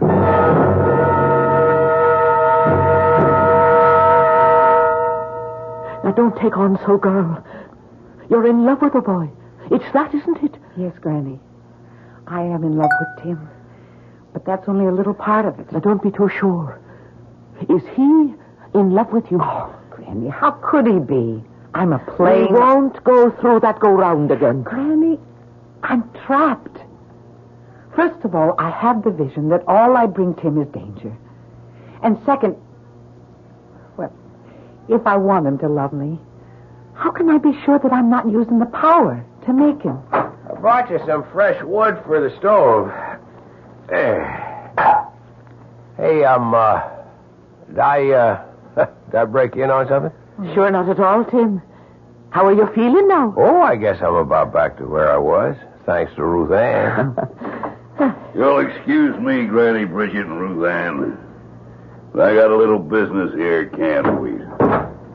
You get yourself out of my kitchen, Red Pilly, and all your riff-raff with you. Not till something gets straightened out. Well, speak up and go. I'm talking to you, Farrell. And this time you ain't hiding behind any skirts. Chuck Turkle here tells me you're bad-mouthing me. Trying to say I dropped a tree across your back. I hadn't faced you with it yet. I wanted to get some more proof. But so long as you fetch the issue, That's what I have in mind. Glad you laid it on the table. Now, Ed, why you do this? Why you trying Shut to... up, Frenchy. I'll handle this. Mr. Farrell, I'm calling you out. Pick your weapon. Knives, axes, peavy poles, or just bare hands. You and me's got a claim to settle. A claim? Well, let's just call it a plain falling out. Don't pay him any heed. You keep out of this, Ruth Ann. Indeed, I won't. You're all like a bunch of children, except that you're playing with lives. Ruth Ann, maybe I want to be caught out. I'll stand no nonsense like this in my kitchen.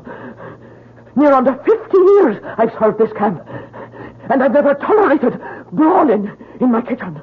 So you'll all take yourselves out of here before I...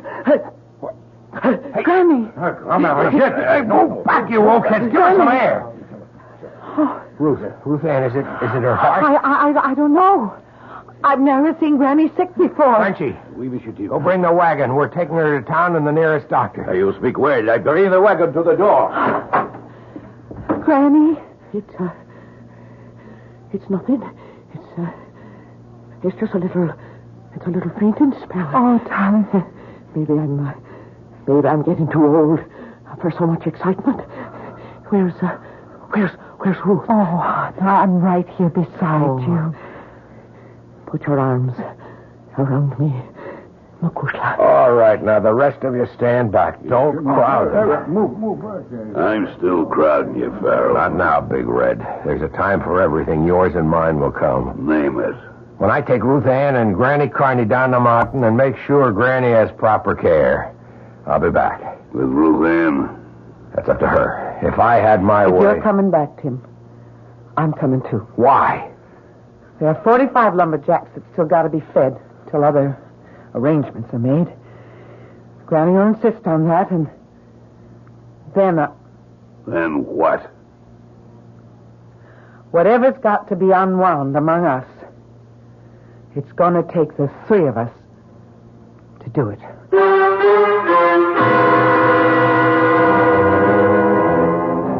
How much does Ruth's second sight now see of the future? How much can she affect it? And how? Is the shadow of what's to come going to engulf her, or can it be dispersed and blown away? Is the unearthly gift something that can prevail against earthly circumstance?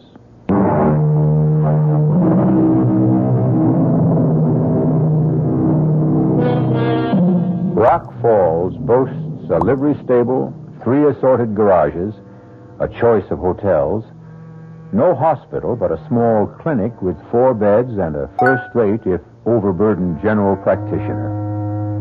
It couldn't have mattered less. The most efficient and highly staffed hospital would not have saved Bridget's tired heart.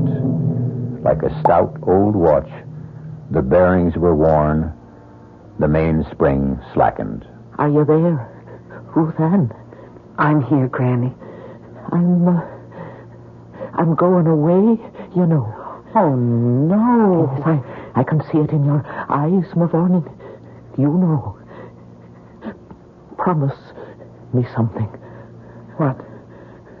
You won't go back to that camp. Granny, who's to cook for all the men? Then find another. There ought to be something better in life for you. I don't know what it should be. You're telling me that you and Tim... Granny, me and Tim are a dream of yours. Because you want only the best for me. But even if it could be, you know what lies between us. The gift. Or by another name. Curse. Where is he now? He's gone back to camp. And you let him go? How could I stop him? And I was needed here. No longer. Now go and follow him. And leave you here. My time is used up. Come close. Granny, I'm never very far away from you. Soon you will be. Let me say this while I can. Some of us are the lucky ones. I was.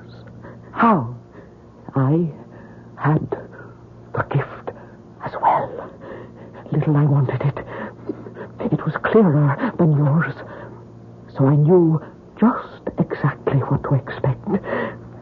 I knew your grandfather, like your mother's poor husband, would have gone from me early. Granny, forgive me, child. I was just looking down the long corridor of time that I've left behind. Where was I? It doesn't matter, Granny. Oh, yes. Yes, 'twas this. About the gift. It came to me late and left me early. I can wish you only the same. The earlier, the better. You mean suddenly the second sight stopped? It wasn't there? That's what I mean. If I still had it, wouldn't I be able to read better for what you're to do? But how can you know if it's gone? It's like love. When love comes, you can't mistake it if it's for real. And when the gift goes, you'll know it. Just as sure. I love you, Ruth Ann. My love shall make you free. Granny. Granny? Oh, Granny. What will I ever do without you?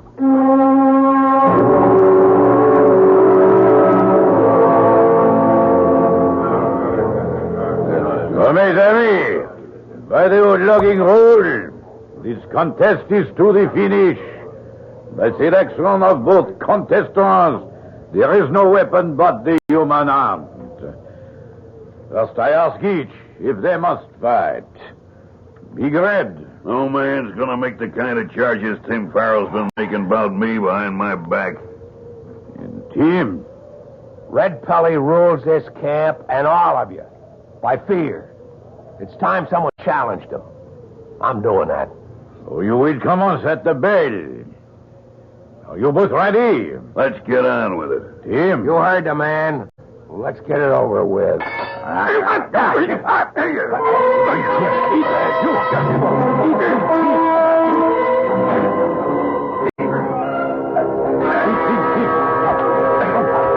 you. What's going on? Miss Holmes, where you come from? The doctor drove me back. Stop this! Stop it! No, it's old log camp custom. You mean no one can stop it till one man is out cold. He's too big and strong for Tim. What I try to say is, Ruth, but your Tim feels he must fight. Yeah. If you won't stop it, I will. No. Because I will it. Like this. Okay, Tenderfoot. Now I'm gonna stomp the living hell out of you. I'm not asking no mercy. Come on. Just try to stop me. Just what? Here's one last go for luck. What? Are you going to get up? I can't. You quit? I give up.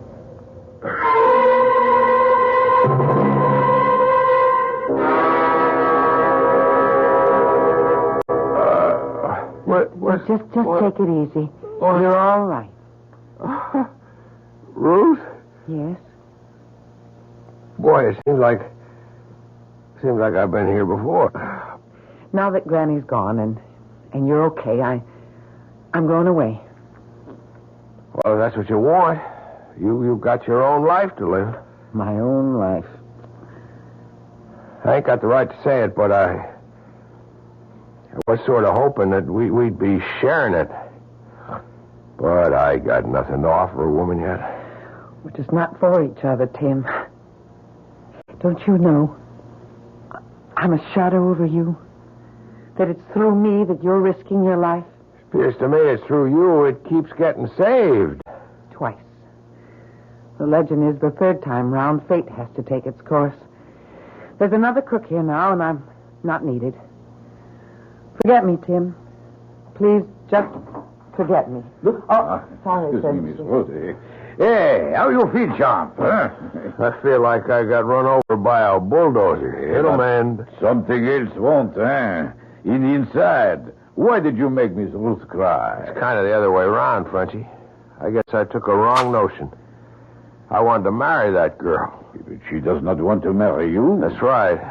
Did she say why? I don't know. She got some kind of crazy notion. She's a hex for me. If she say that, then it is one big shame. She must be bad medicine for you. She knows. How? She has le don, the gift. She can read the future. Oh, come on. It is true.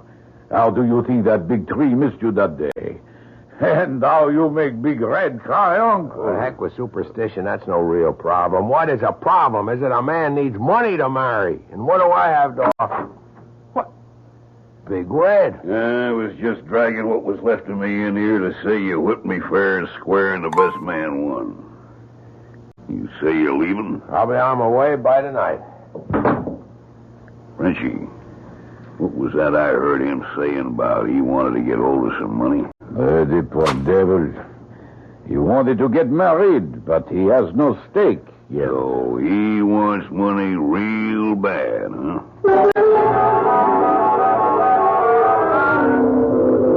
Hey, Big Red. What are you doing so far from camp? Oh, just stealing me a little breather, Chuck, and having a stroll. Hefting your axe in your hand? This here axe ain't mine. Belongs to Tim Farrell. What you doing with it? I got a use for it. I wouldn't figure him to lend you anything of his. He didn't. He might get sore and take a notion to whoop up on you again when he finds out. He's too busy packing up to leave camp. Leave? Yeah. Him and Ruth Ann. As soon as you get back with the Jeep. Reckon they think they're going to get spliced. How about that? Give me a lift back to camp. Oh, sure. Hop in. Got pay money? Yes, right behind us in the sack. All done up in them neat little envelopes, huh? Just like usual. It'd be a lot of money to steal. And there sure wouldn't be much doubt if a fella got caught quick enough just where it came from. Huh? What you talking about? Just keep on driving, Chuck. Only you take the road to the flume at the fork. I got some plans for you.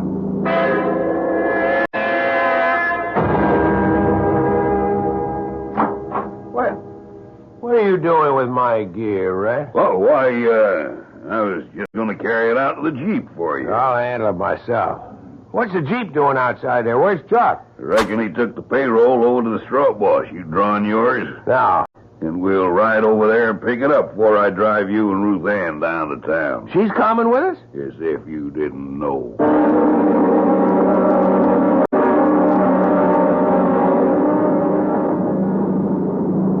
There's something funny going on. This isn't the way to the straw bosses, huh? Look out and back here. What? It sure ain't, Mr. Loverboy. The road you're going this time, I'm sure you ain't coming back. I wonder why Chuck's so late getting back. I'd like to get down the mountain before dark. He should have been here at least 1 hour ago. I suppose Tim is going to leave with us. We have not much transport, Miss Ruth. Why don't you take a chance and stay with him? You don't understand, Frenchy. I do, but sometimes le bon Dieu is kind. And I think that Grand-Mère Brigitte would have wanted... Wait a minute, Frenchy. What is it? Oh, I see it now. I see it. Red. He has the payroll in Tim's duffel. Is Tim knocked out and tied up by the fork on the way down the mountain? And Chuck is trussed up just below the big flume where it spills into the catch basin. He'll drive Tim unconscious into the ravine and send Chuck to die, ground up in the logs in the catch basin. It'll look as if Tim killed him for the payroll. Sacre Mastery! Frenchy, go get the rest of the jacks and save Tim, Frenchy. I'll go get Chuck free.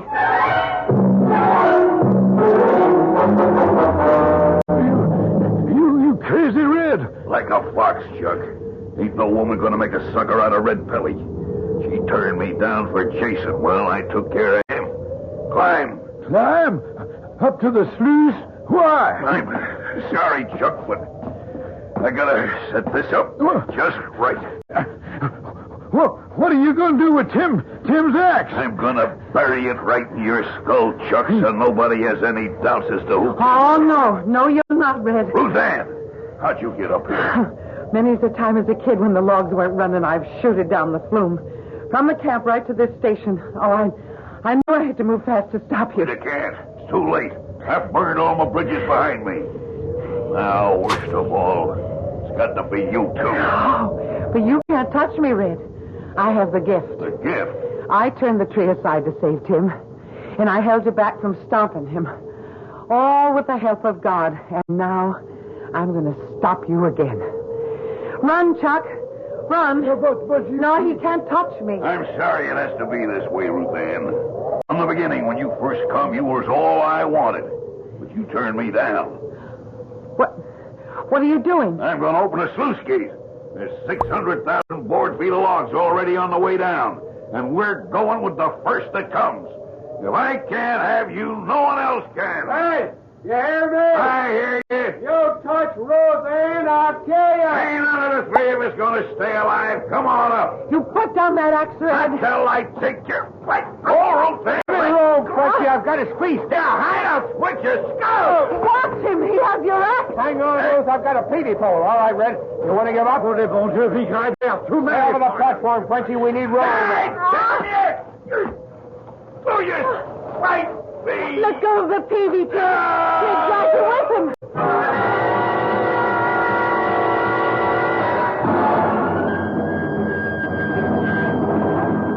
The logs carried him right down the flume and over and into the catch basin.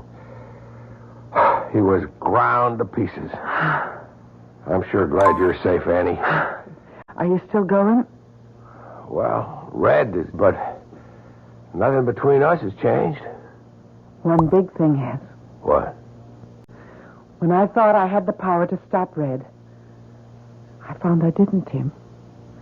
I just had to rely on myself and hang on to the axe that he was trying to swing down on you. Are you telling me? The gift's gone. I don't have to be afraid anymore. It's a new life. It sure is. What did you call me back then? Annie. That's a new name for a new life. And the one that's going to be my wife's.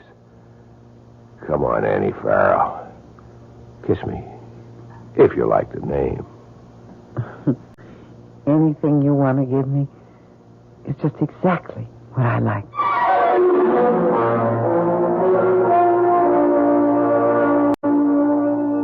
Think of all the gifts you personally may have lost in your time, and how much you mourned them. Then think of the dread, oppressive gift that Ruth Ann lost, and celebrate it with her. Sometimes I do have stories to tell you that end with that fond, childish phrase, and so they lived happily ever after. This is E.G. Marshall inviting you to return to our Mystery Theater for another adventure in the macabre. Until next time, pleasant dreams.